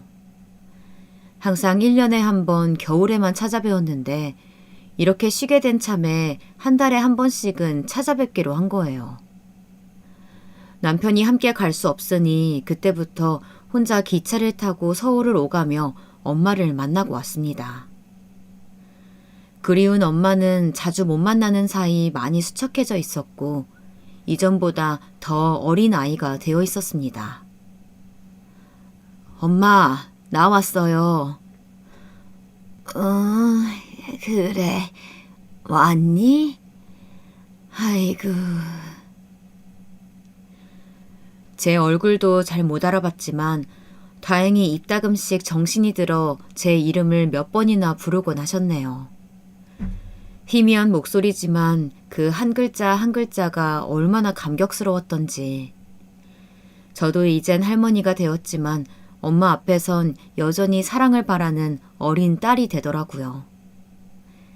그렇지만 자식을 위해서 평생을 헌신하고 살아오신 분인데 이렇게 혼자서 침대에 누워있는 모습을 보니 죄송스러운 마음이 더 컸네요. 그렇게 한 달에 한 번씩 의례적으로 찾아뵌 지도 3달이 지났을 때쯤이었습니다. 남편은 최대한 움직임을 삼가야 했기에 집에만 머무르다 보니 자동적으로 제가 남은 일거리를 도맡게 되었죠. 어차피 여름에 심은 게 없다 보니 큰 일손이 필요한 건 없었지만 이전에 읽어둔 것들을 처리해야만 했어요. 가을이 되니 생각보다 거둘 게 많아서 몇 주간은 꽤나 바삐 움직여야 했습니다. 그런데 그 와중에 엄마 요양원에 갈 날짜가 다가온 겁니다. 바쁜 시기니 일정을 미루려고 했지만 이내 포기했습니다. 안 그래도 지난번에 다녀올 때 하늘이 뚫린 듯 비가 오던 터라 약속을 미뤘었거든요. 그랬더니 요양원 쪽에서 급히 연락이 와서는 엄마가 울고불고 난리를 친다는 겁니다. 막내딸이 오늘 오기로 약속을 했는데 오지 않았다면서 찾아달라고 그런 거라고 하더라고요. 그 이야기를 듣는 순간 말문이 막히고 어찌나 죄송스럽던지. 전화를 끊고서 허겁지겁 둘째에게 데려다 달라고 부탁해 곧바로 서울로 향했습니다. 저에겐 수많은 일정 중 하나지만 그게 엄마에겐 얼마나 소중한 약속이었을지 생각을 못했던 거예요. 그날 요양원에 도착하자마자 엄마를 꼭 깨어나줬던 기억이 선명하네요. 그래서 이번에도 약속을 변경하지 않고 다녀오기로 한 겁니다. 하지만 하필이면 그날 새벽부터 할 일이 많아서 오전 기차를 놓쳐버리게 되었어요. 할 수 없이 오후 차를 타고서 서울로 향했습니다. 부끄럽지만 일을 하고 바로 출발한 터라 꼴이 말이 아니긴 했어요. 제대로 씻지도 못하고 옷만 대충 갈아입은 채요. 올라가는 기차 안에서 급한 대로 정돈하긴 했지만 평소 때와는 차이가 있었을 거예요. 올라가자마자 엄마를 만나고 나서 이런저런 이야기를 나누다 보니 어느새 늦은 저녁이 되었더라고요. 뒤늦게 집으로 올라가려니 오전에 무리해서인지 몸은 이미 녹초가 됐고 밤은 깊어져서 난감하더라고요. 염치 없지만 어쩔 수 없이 첫째에게 연락을 하게 됐습니다. 이전에도 외할머니 요양원 가게 되면 본인 집이 근처니 와서 자고 가라고 몇 번이나 말했었거든요. 하룻밤만 신세 지자는 생각으로 연락을 해보았더니 고맙게도 바로 오더라고요. 첫째 집은 예전에 첫 이사했을 때 잠시 들린 것 말고는 처음이었습니다. 첫째 며느리와는 자주 보지 못했어도 때 되면 가끔씩 전화통화를 하거나 문자를 주고받곤 했었거든요. 흔히 말하는 딸 같은 며느리와 친엄마 같은 시어머니 관계는 아니어도 속정이 있는 사이라고 생각했죠. 그래서 제가 하룻밤 묵는 걸 가볍게 생각했던 것 같네요. 이게 저의 실수라면 실수였던 것 같습니다. 첫째 집에 도착하고 나니 며느리가 반갑게 맞이하더라고요. 어머니, 지은 씨한테 이야기 들었어요. 너무 잘 오셨어요. 근데 집을 깔끔하게 못 치워서 죄송해요. 어머니 집이라고 생각하고 푹 쉬다 가세요. 아휴, 고마워라. 이렇게 갑자기 오게 돼서 다은이 너한테 너무 미안하네. 신세지고 싶지 않았는데. 아유, 그런 말씀을요. 오히려 잘 됐어요. 밤늦게 돌아가시면 위험하셨을 테고 이렇게 된 거 아들 집도 구경하시면 좋잖아요. 고맙다. 고마워. 빈말이라도 먼저 나서서 반겨주고 챙겨주는 며느리가 너무나 고맙더군요. 저는 샤워를 마치고서 아들 부부와 함께 이런저런 이야기를 나누었습니다. 저는 그동안 제가 남편과 둘이 지내며 있었던 소소하고 소박한 하루 일과들, 지난 시간 동안 마을에서 일어난 수많은 자연 변화와 여러 볼거리들에 대해서 말해주었죠. 괜스레 걱정할까봐 요양원을 오가며 엄마와 있었던 일에 대해선 이야기하지 않았지만요. 아들 쪽 이야기도 들어보니 그 부부도 열심히 살고 있었던 것 같더라고요. 둘은 같은 회사를 다니고 있었는데 회사 상황이 점점 안 좋아져서 부업으로 할 만한 다양한 일을 알아보고 있다고 했어요. 며느리가 인테리어 일을 하니까 그 전공을 살려서 카페 창업 쪽으로 생각한다고요. 카페를? 네, 어머니. 아무래도 회사가 혹시나 상황이 안 좋아지면 그럴 때를 대비해서 하나 창업을 해두면 좋을 것 같아요. 제가 전부터 카페에 관심도 많았거든요. 돈이 조금 문제이긴 한데 사실 회사 월급이 빤하니까요. 그래도 뭐 어떻게든 되겠죠. 그래, 다 때가 있는 거니까 기다려보자꾸나. 네. 근데 그 때라는 게 언제 올지 참 모르겠네요. 돈이 있어야 때도 오는 건데 말이죠. 그저 나이든 시골 할머니로선 아들과 며느리가 하는 이야기가 무슨 말인지 정확히 알아듣지 못했지만요.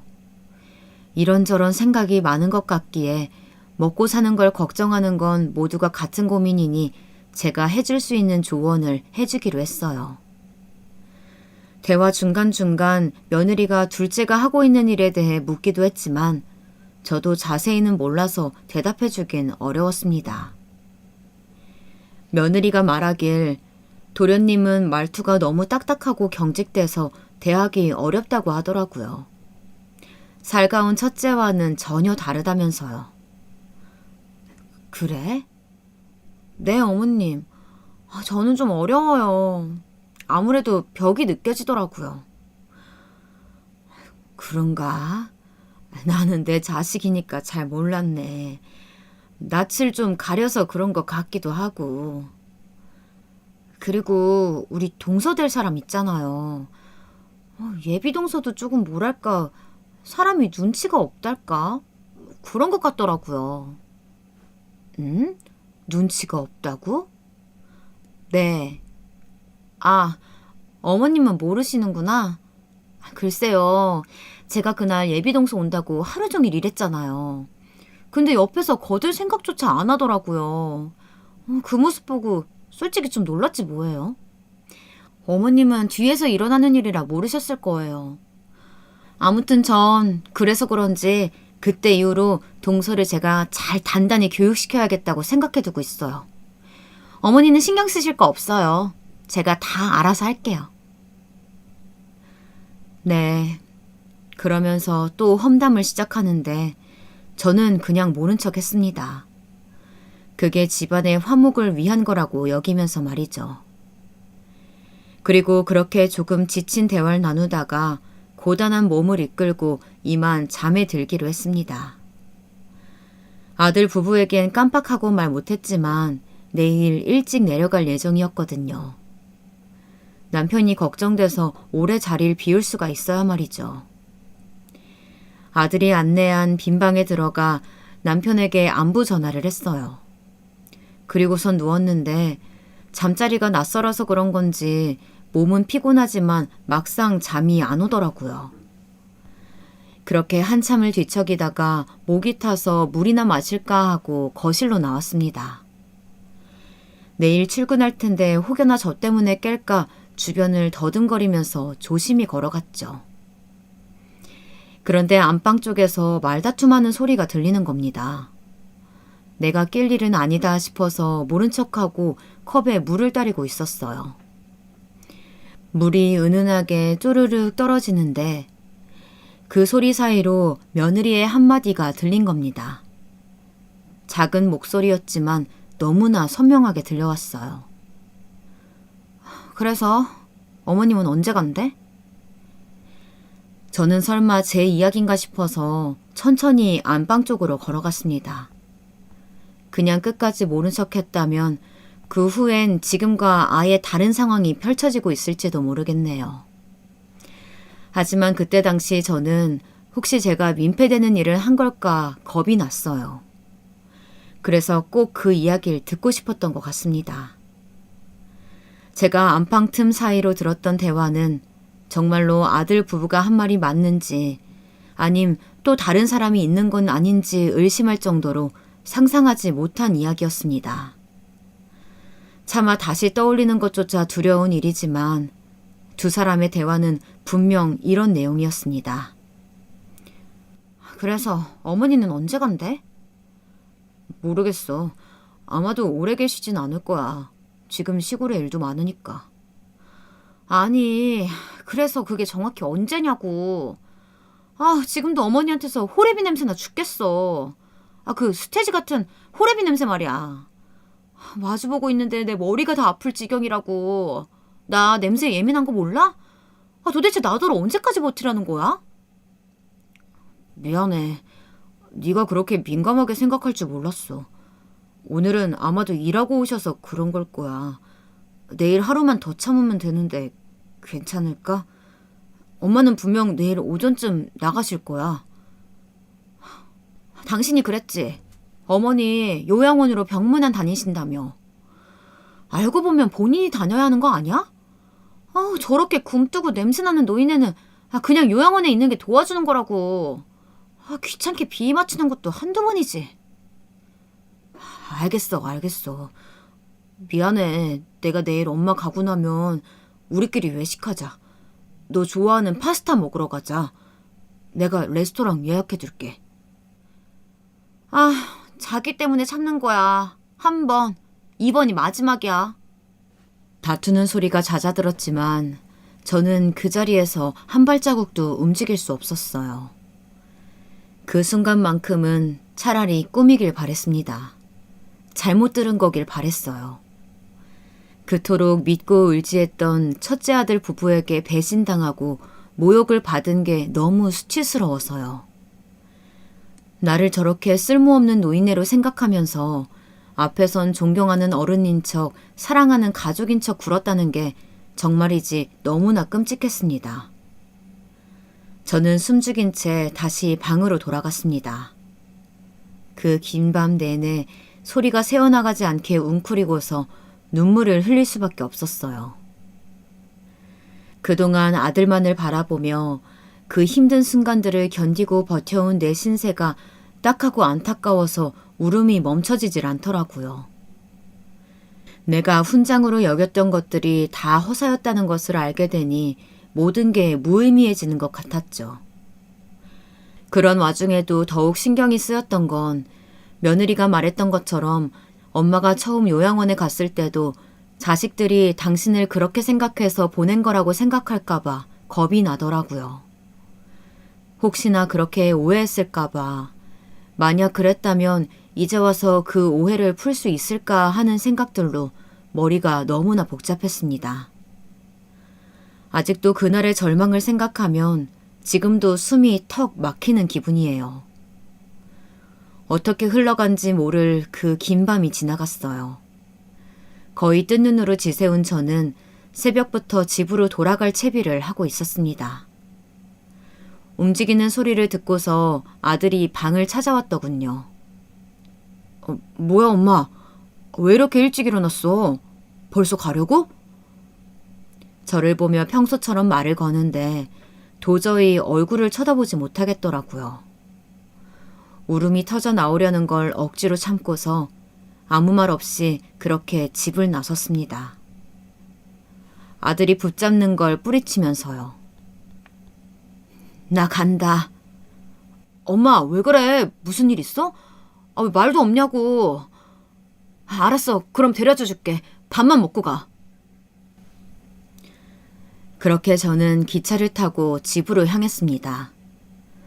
돌아가는 길에도 주책 없이 연신 눈물이 나오는 걸 참느라 혼났네요. 집에 도착하자마자 저는 욕실에 들어가 제 몸을 닦기 시작했습니다. 살이 부르트도록 닦고 또 닦아도 그 냄새라는 게 지워지지 않는 것 같았어요. 그럼 그건 아마도 제 몸에 밴 삶의 냄새가 아니었을까요? 그게 싫었다는 건 그냥 나라는 인간 자체를 증오했던 거라는 걸 깨달은 거예요. 그렇게 욕실에서 하염없이 몸을 닦아내는 동안 남편이 다가와 무슨 일 있냐고 물었지만 아무 말도 할 수 없었고요. 그 뒤로 제 상태를 걱정한 남편이 이따금씩 첫째 아들과 통화하는 소리가 들렸지만 그래도 방 안에 틀어박힌 저는 여전히 자리에서 일어날 수가 없었습니다. 그렇게 하루 이틀이 지나고 나서야 배가 고프고 그만 일어나고 싶다는 생각이 들더라고요. 남편의 도움으로 몸을 일으킨 저는 전과 같은 기력을 되찾기 위해 조금씩 움직이는 노력을 했어요. 그러자 며칠간 아무것도 말하지 않고 옆을 지키던 남편이 조심스럽게 묻더라고요. 서울 가서 무슨 일이 있었냐고요. 더 이상 비밀로 할 수 없을 것 같아서 솔직하게 전부 이야기했습니다.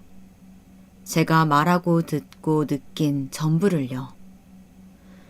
묵묵히 듣고 있던 남편은 이야기가 끝나자마자 참았던 눈물을 흘리더라고요. 그리고선 제가 혼자 감당했어야 할 그 고통들에 대해서 안쓰러워하며 자식을 잘못 키웠다고 모두 자기 죄라고 말했어요. 내 죄야. 내가 그놈을 잘 가르쳤어야 하는데 내가 자식 교육을 잘못 시켰다. 내 죄야. 당신은 슬퍼하지 마. 아니에요. 아니야. 이게 왜 당신 탓이에요. 내 탓이지. 정말 자식 키우는 거 참 힘들구만. 힘들어. 죄라는 말이 너무나 마음이 아파서 저는 남편을 안았고 우리 부부는 서로를 부둥켜 안고서 소리 죽여 울었습니다. 우리는 그저 한평생 우리 자리에서 최선을 다해 일해온 것뿐인데 대체 무슨 죄를 지었기에 이런 고통을 받아야 하는 걸까요? 억울하고 분해서 참을 수가 없었어요. 그 뒤로 저와 남편은 깊은 우울감을 느낀 탓에 집 안에서만 머무르며 조용히 생활했습니다. 저희 집에서 가까이 살던 둘째가 이런 변화를 자각하고서 때마다 찾아오기 시작했죠. 우리가 걱정돼서 온 거였지만 좀처럼 입을 열지 않으니 답답해하는 것 같았어요. 엄마, 아빠, 왜 그러세요? 정말 아무 일 없으신 거 맞아요? 괜찮다. 정말 괜찮아. 거기다 둘째 며느리가 될 아이까지 걱정스레 저희를 쳐다보는데 도저히 입이 떼어지지가 않았습니다. 어떻게 그런 말을 다른 자식에게 할 수 있겠어요. 차마 입이 떨어지지 않아 눈길을 돌렸지만 대신 아이들은 곁에서 잠자코 기다리며 우리를 열심히 보필해 주었네요. 그때 정말로 둘째와 둘째 며느라기가 될 아이에게 큰 고마움을 느끼고 있었습니다. 평생 느껴보지 못한 고난의 순간이 우리 부부에게 한꺼번에 찾아와 낙담하고 있었을 때 기꺼이 우리의 손발이 되어준 둘째가 있었기에 조금씩 힘을 낼 수 있었던 것 같아요. 절망 속에서 발견한 희망처럼 말이죠. 그로부터 2주 후 저의 생일이 다가왔습니다. 생일을 챙길 기력이 없어서 이번엔 따로 모이지 않고 개별로 알아서 잘 보내라고 일렀네요. 그런데 눈치 없고 말기 어두운 사람이 제가 걱정됐던 건지 아니면 둘째에게서 다른 소식을 들은 건지 모르겠지만 첫째 부부가 집까지 찾아왔습니다. 양손에 과일과 떡을 잔뜩 사들고선 왔더라고요. 여느 때처럼 반갑게 웃으며 저에게 달려오는데 저도 모르게 뒷걸음질 치고 말았어요. 그 순간 모든 게 정막으로 바뀌었습니다. 저의 반응을 보고서 놀라 멈춘 거지만요. 이에 며느리는 다분히 놀란 듯 보였습니다. 왜 그러세요, 어머니? 무슨 일 있으신 거예요? 아니다. 잠깐 놀라서 그래. 다은이 너도 먼 곳까지 오는데 고생 많았을 텐데 어서 들어와라. 그렇게 예상치 못하게 저의 생일 축하상이 준비되었습니다. 아직은 첫째네 부부를 제대로 마주할 용기가 없었지만 너무 순식간에 진행된 일이라 어쩔 수 없었죠.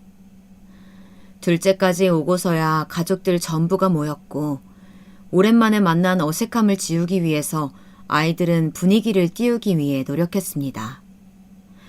저는 있는 힘 없는 힘을 짜내서 애써 웃어 보였죠. 그때까지 남편은 첫째 아들 쪽을 아예 쳐다보지 않았어요. 크게 화를 내려는 걸 제가 옆에서 계속 말려서 멈출 수 있었습니다.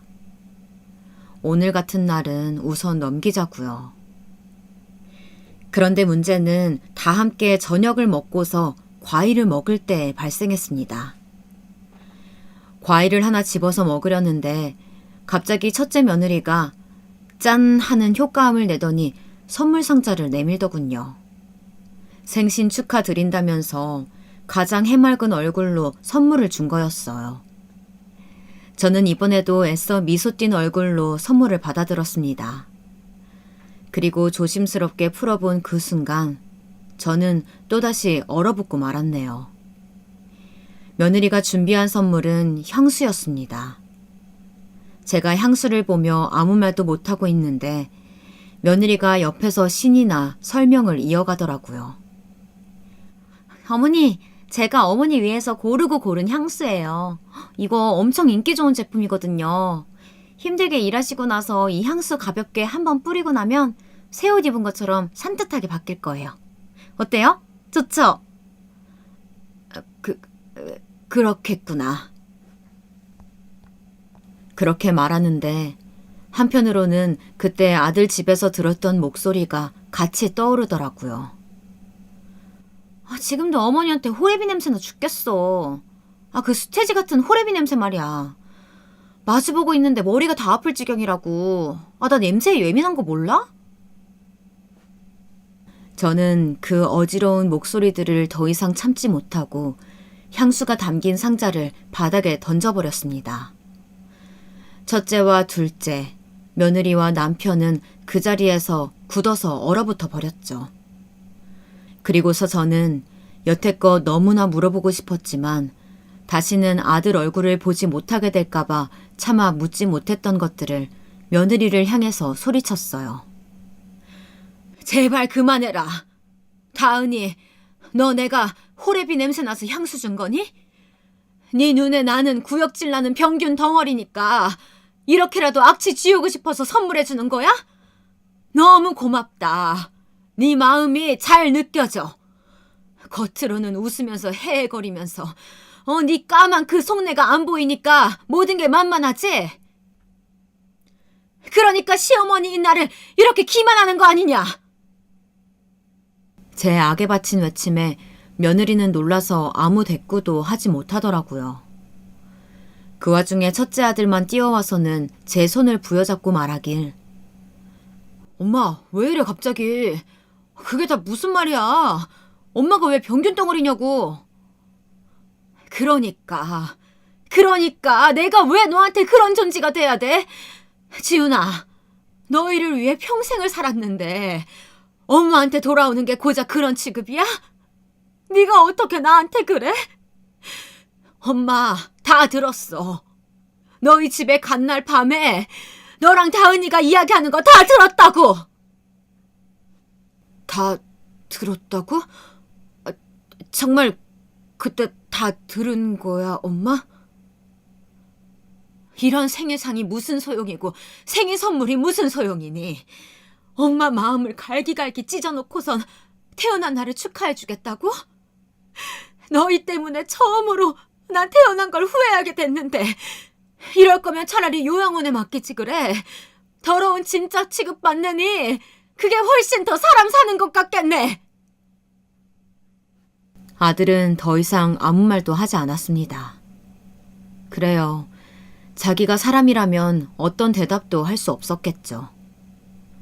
제 울부짖음에 둘째는 어느 정도 상황 파악이 된 듯 아직도 제 손을 붙잡고 있던 첫째를 제게서 떨어뜨려 놨습니다.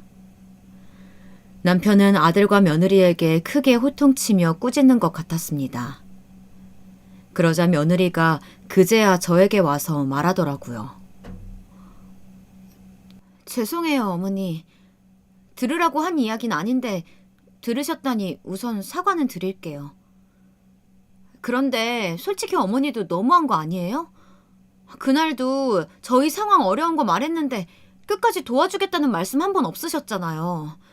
하다못해 가게 여는데 필요한 거 없냐고 묻지도 않고 열심히 하면 때가 온다니 일단 영양가 없는 말만 하셨잖아요. 저도 알아요. 지금 어머니 우리 경제적으로 도와주고도 남을 만큼 모아두신 거요.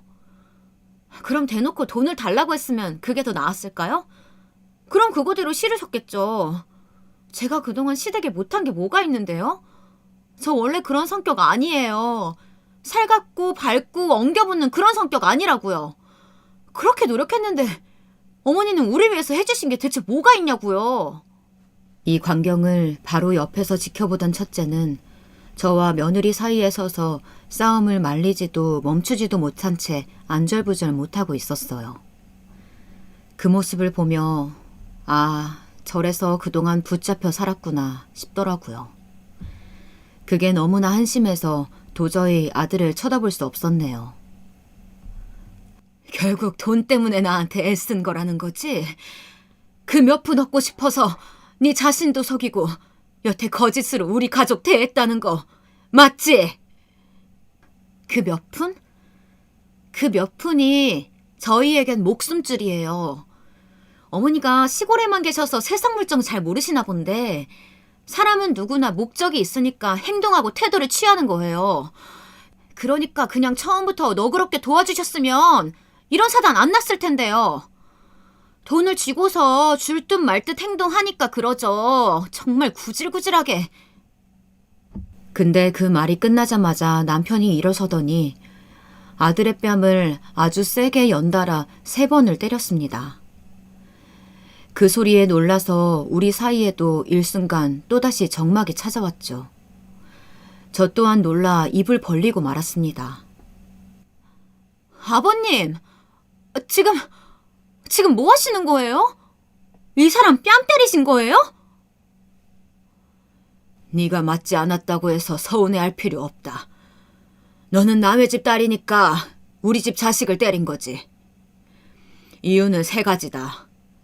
지 애미가 며느리랍시고 들어온 애한테 욕을 듣고 있는데 멍청하게 서서 말리지도 못했으니 때린 거고, 엄마 피눈물을 흘리게 했으니 때린 거고, 이제 앞으로 이딴 나약하고 우유부단한 자식을 봐줄 일이 없을 테니 마지막으로 때린 거다. 이제 정말로 끝이니까 이만 나가라. 아버지, 아빠 죄송해요. 잘못했어요. 나가라고. 내 말 안 들리니? 남편의 말에 아들은 울음을 터뜨리면서 그제야 잘못했다고 말하더라고요. 그러자 며느리가 일어서서 아들을 억지로 일으켜 세워서 나가버렸습니다. 아들은 멍청하게도 또다시 질질 끌려가고요. 아무래도 거부할 수 없는 무언가가 있는 것처럼 아들은 며느리를 따랐습니다. 둘 사이에 어떤 이야기가 오가고 어떤 위로와 명령을 주고받았는지는 모릅니다.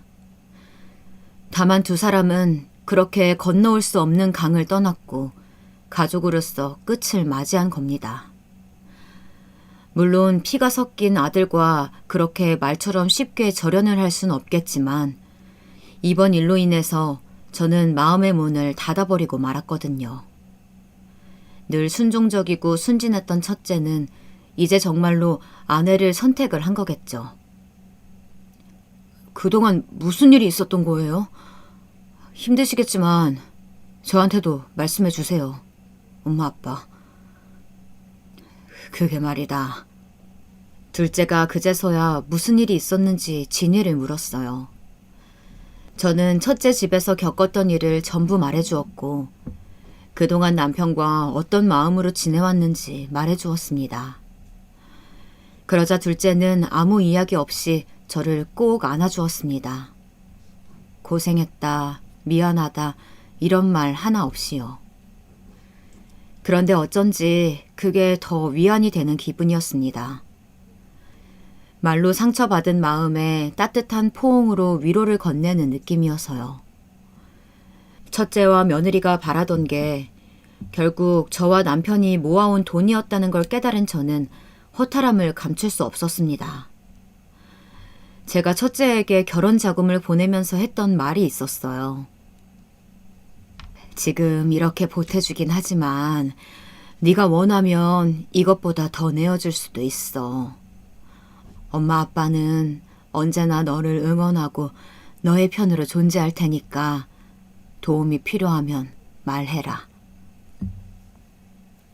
그런데 아들은 이 말을 며느리에게 고지고대로 전했을 테고 둘은 그렇게 우리 재산이 탐이나 제 성격에도 맞지 않는 다정한 척을 해온 거겠죠.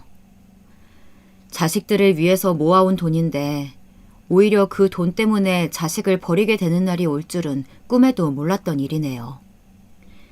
저는 더 이상 또 다른 분쟁이 일어나지 않도록 어서 재산을 처분해야겠다는 생각만 들었습니다. 그래서 저와 남편이 앞으로 노후 자금으로 쓸 돈만 남겨두고 나머지 돈을 한 통장 안에 모아두기로 했죠. 하나 둘씩 땅을 처리하다 보니 돈을 벌어야겠다는 일념하에 참 많은 곳에 손을 댔다는 걸 깨달았습니다. 이 밭들도 내 일터이자 집 같은 곳들이었으니 막상 팔면서 섭섭함을 느끼기도 했고요. 그렇게 모아보니 통장 안에는 어느새 3억가량의 돈이 모였습니다. 우리 부부가 앞으로 먹고 살 돈을 제외했으니 제 기준으로서 이 정도면 꽤나 많이 모아뒀다고 생각되더라고요. 그 모아둔 돈에서 조금 떼서 엄마 요양원 병원 침실도 바꿔드렸어요. 집으로 데려올 수는 없지만 그렇게라도 조금 더 편히 모시고 싶은 마음이었습니다. 남은 빚은 앞으로 살면서 더 자주 찾아뵙는 걸로 갚아 나가야겠죠. 제가 엄마를 버렸다고 생각 들지 않게 사랑하는 마음을 담아서 가려고 합니다. 그리고 나서 얼마 후 남편이 첫째 부부와 둘째 예비 며느리를 집으로 불렀습니다. 첫째 내외와 그 일이 있은 지 정확히 3달 만의 일이었습니다. 다가온 새해 명절을 명분으로 부르긴 했지만 저는 이게 아마도 우리의 마지막 가족 모임이지 않을까 싶은 마음이었습니다. 생각보다 초대를 흔쾌히 받아들이고서 찾아온 첫째네는 이전과 크게 달라진 게 없어 보였습니다. 다만 아들의 얼굴에 걱정과 심려가 가득한지 낯빛이 어두워 보였지만 본인이 초래한 일이니 감당해내라는 마음에 모른 척했네요. 그와 다르게 첫째 며느리는 낯짝이 두꺼운 건지 뭔지 그 익숙한 웃는 얼굴로 인사를 건네더라고요. 안녕하세요, 어머니. 오랜만이에요. 그동안 잘 지내셨어요? 그래. 덕분에 별 문제 없이 잘 지냈다. 다행이네요. 궁금하실 텐데 저희도 회사 다니면서 열심히 살고 있어요. 카페는 조만간 어떻게든 차리려고 준비 중이고요. 나중에 개업하면 한번 놀러 오세요. 제가 맛있는 커피 타드릴게요. 첫째 며느리를 다시금 마주하는 건 구역질 날 만큼 어려운 일이었지만 다행히 대화가 길지 않은 터라 참을 수 있었어요. 그 다음 둘째네까지 모였을 때 남편은 어렵사리 입을 열었습니다. 자, 그간 우리 가족의 불화가 어디서부터 시작됐냐 하면 나와 너희 엄마는 바로 이 재산 때문이라고 생각했다. 우리를 구해줄 이 돈이 오히려 우리를 해하고 멀어지게 할 줄은 꿈에도 몰랐다. 우린 그냥 잘 먹고 잘 살고 싶었던 것뿐인데 말이지. 그래서 너희 엄마와 상의한 끝에 마지막 결정을 하기로 했다. 재산을 전부 처분하고 자식들에게 양도하는 일이지. 그리고 우리는 둘째에게 모든 재산을 넘기기로 했다. 자, 통장 가져가라. 이 말을 들은 첫째가 벌떡 일어나 통장을 빼앗아서 금액을 확인하더라고요. 3억? 3억을 모았다고요? 그래서 지금 이 거금을 지석이한테만 다 주시겠다는 거예요? 말도 안 돼. 이건 아니잖아요. 나도 엄마 아빠 아들인데 이제 와서 연애를 아예 끊기라도 하겠다는 거냐고. 맞았어. 연을 끊겠다는 이야기야. 네가 그토록 바라던 돈인 거 알아. 그럼 경솔하게 굴지 말았어야지. 부모를 욕보이고서 재산을 물려받을 수 있을 거라고 생각했니? 얼굴에 침 뱉는 자식한테 돈 내어줄 만큼 우리 그렇게 무지한 사람들 아니다. 그걸 지금이라도 너희가 깨닫길 바란다. 엄마 제정신이야? 정말 제정신이냐고. 내가 장남이야. 내가 이 집 장남이라고. 아버지, 저번에 제 뺨까지 후려쳐놓고서 성이 안 풀리셨어요? 그쯤 했으면 됐잖아요. 자식이 실수했다고 이렇게 내치시는 거예요? 뒷감당 가능하세요? 뒷감당이건 뭐건 우리가 다 알아서 하마. 그러니 넌 이제 그만 나가주겠니? 더 이상 소란 피우지 말고. 흥분한 아들을 붙잡고서 이렇게 이야기하는데 며느리가 갑자기 무릎을 꿇고서 흐느끼기 시작하더라고요. 처음엔 얘가 왜 이러나 당황했지만 일으켜 세우거나 말리진 않았습니다. 이젠 대체 무슨 이야기를 하는지 궁금하기도 해서요. 역시나 며느리는 궤변을 늘어놓기 시작했습니다. 어머님, 아버님, 일단 결정하셨다면 돈이 얼마든 원하는 대로 처리하세요. 저는 저에게 주어진 상황 속에서 열심히 살아가면 되니까요. 그런데 저는 사실 저번 일을 오늘 꼭 사과하고 용서 구하고 싶어서 온 거거든요. 그것만은 알아주셨으면 좋겠어요.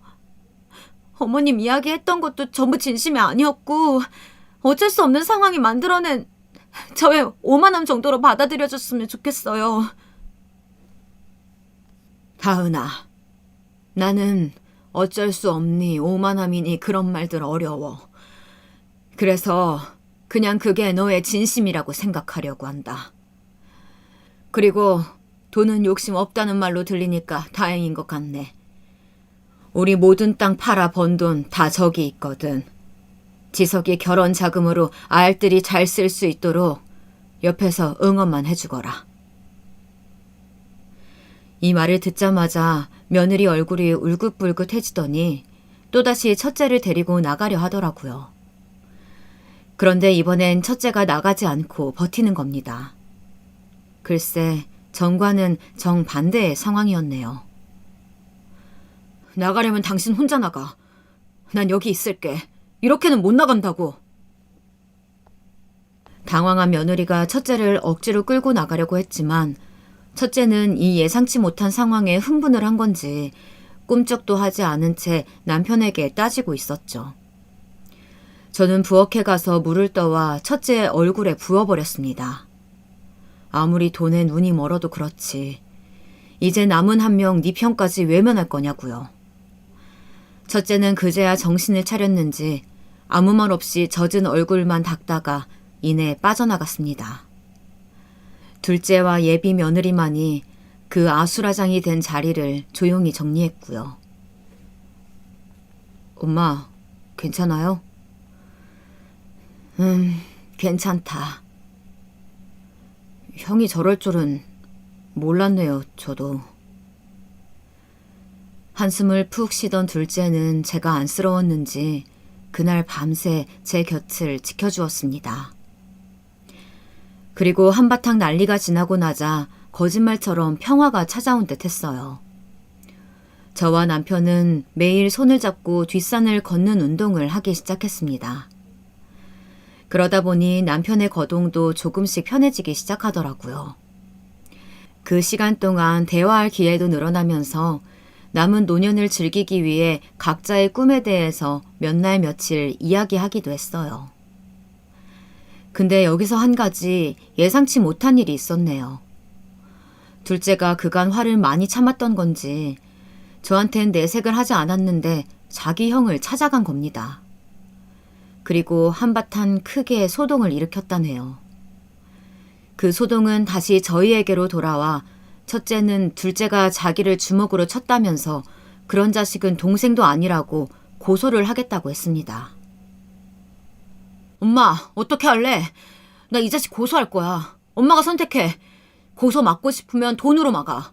안 그럼 나 얘 깜빡 넣어버릴 테니까. 객기 어린 한마디에 전 고개를 절레절레 저었습니다.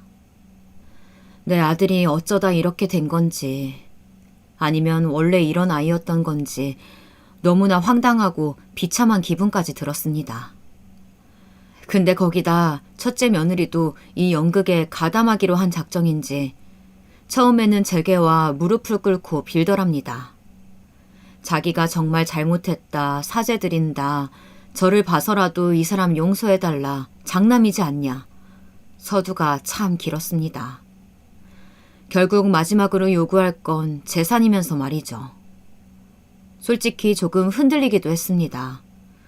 첫째 아들이 이렇게 동생과 등을 지고 산다 생각하면 부모로서 마음이 편한 건 아니었으니까요. 그걸 제가 만든 게 아닐까 싶은 일말의 죄책감도 있었고요. 며느라인 지극정성이었어요.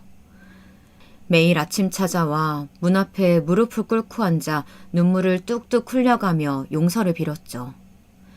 심지어 여기엔 예상치 못하게 사부인까지 가세했습니다.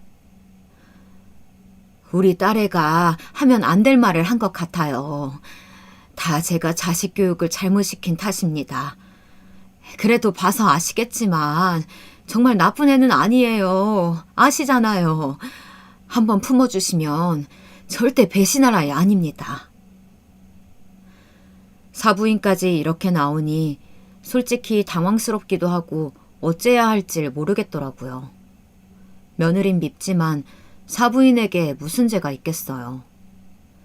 하지만 이를 말려준 건 남편이었어요. 사부인에게 여기서 이러지 마시라며 강하게 나오더라고요. 자식이 잘못한 게 어떻게 그 부모 탓일 수만 있겠냐면서 직접 예의 있게 사부인을 집까지 데려다 주겠다고 하더군요. 남편의 현명한 처사였습니다. 그 덕에 사부인은 어쩔 수 없는 표정으로 돌아갔고 저는 며느리 말에 넘어가려던 마음을 접고 꿈쩍도 하지 않았습니다.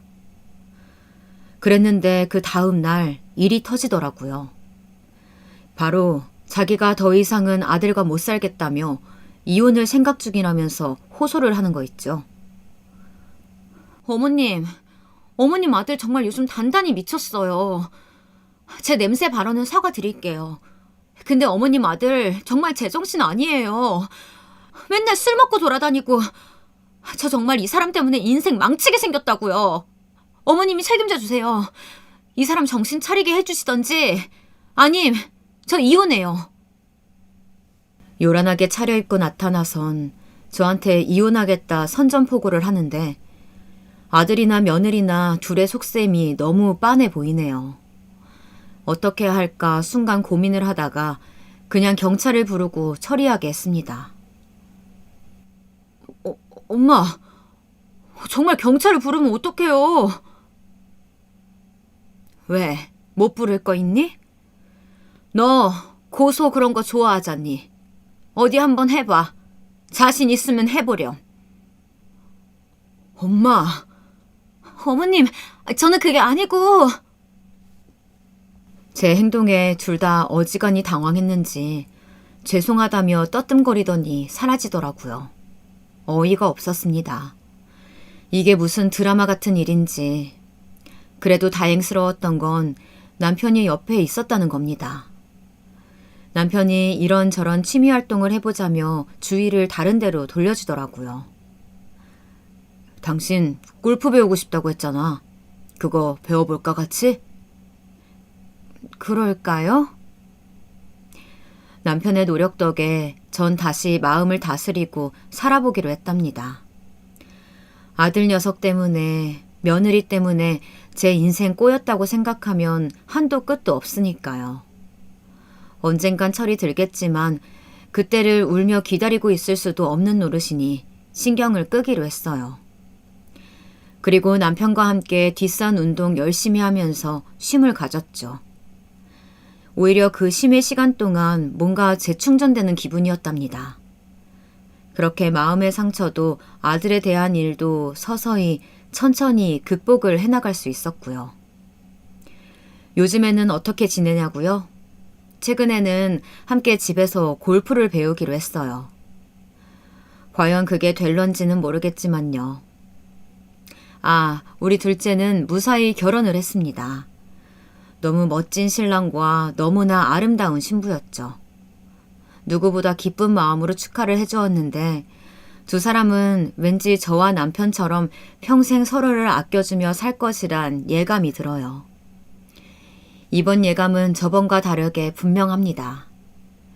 그런데 혼자서 모든 재산을 물려받아서 그런지 둘째가 자꾸 남편과 저를 모시고 살겠다고 하더라고요. 아니다, 괜찮아. 우린 그냥 지금 이대로가 편해. 원래 젊은 사람들은 젊은 사람들끼리 사는 거야. 고맙지만 저희는 한사코 거절했습니다. 괜히 한 지붕 아래 둘째네 눈치를 사서 볼 거 있나요? 나이가 들었다 해도 꼭 자식에게 기대어 살라는 법은 없으니까요. 한 차례 위기를 겪고 난 우리 부부는 이제야말로 일상의 행복을 온전히 받아들일 준비가 되어 있다고 생각해요. 그리고 첫째는 이혼을 했다고 들었습니다.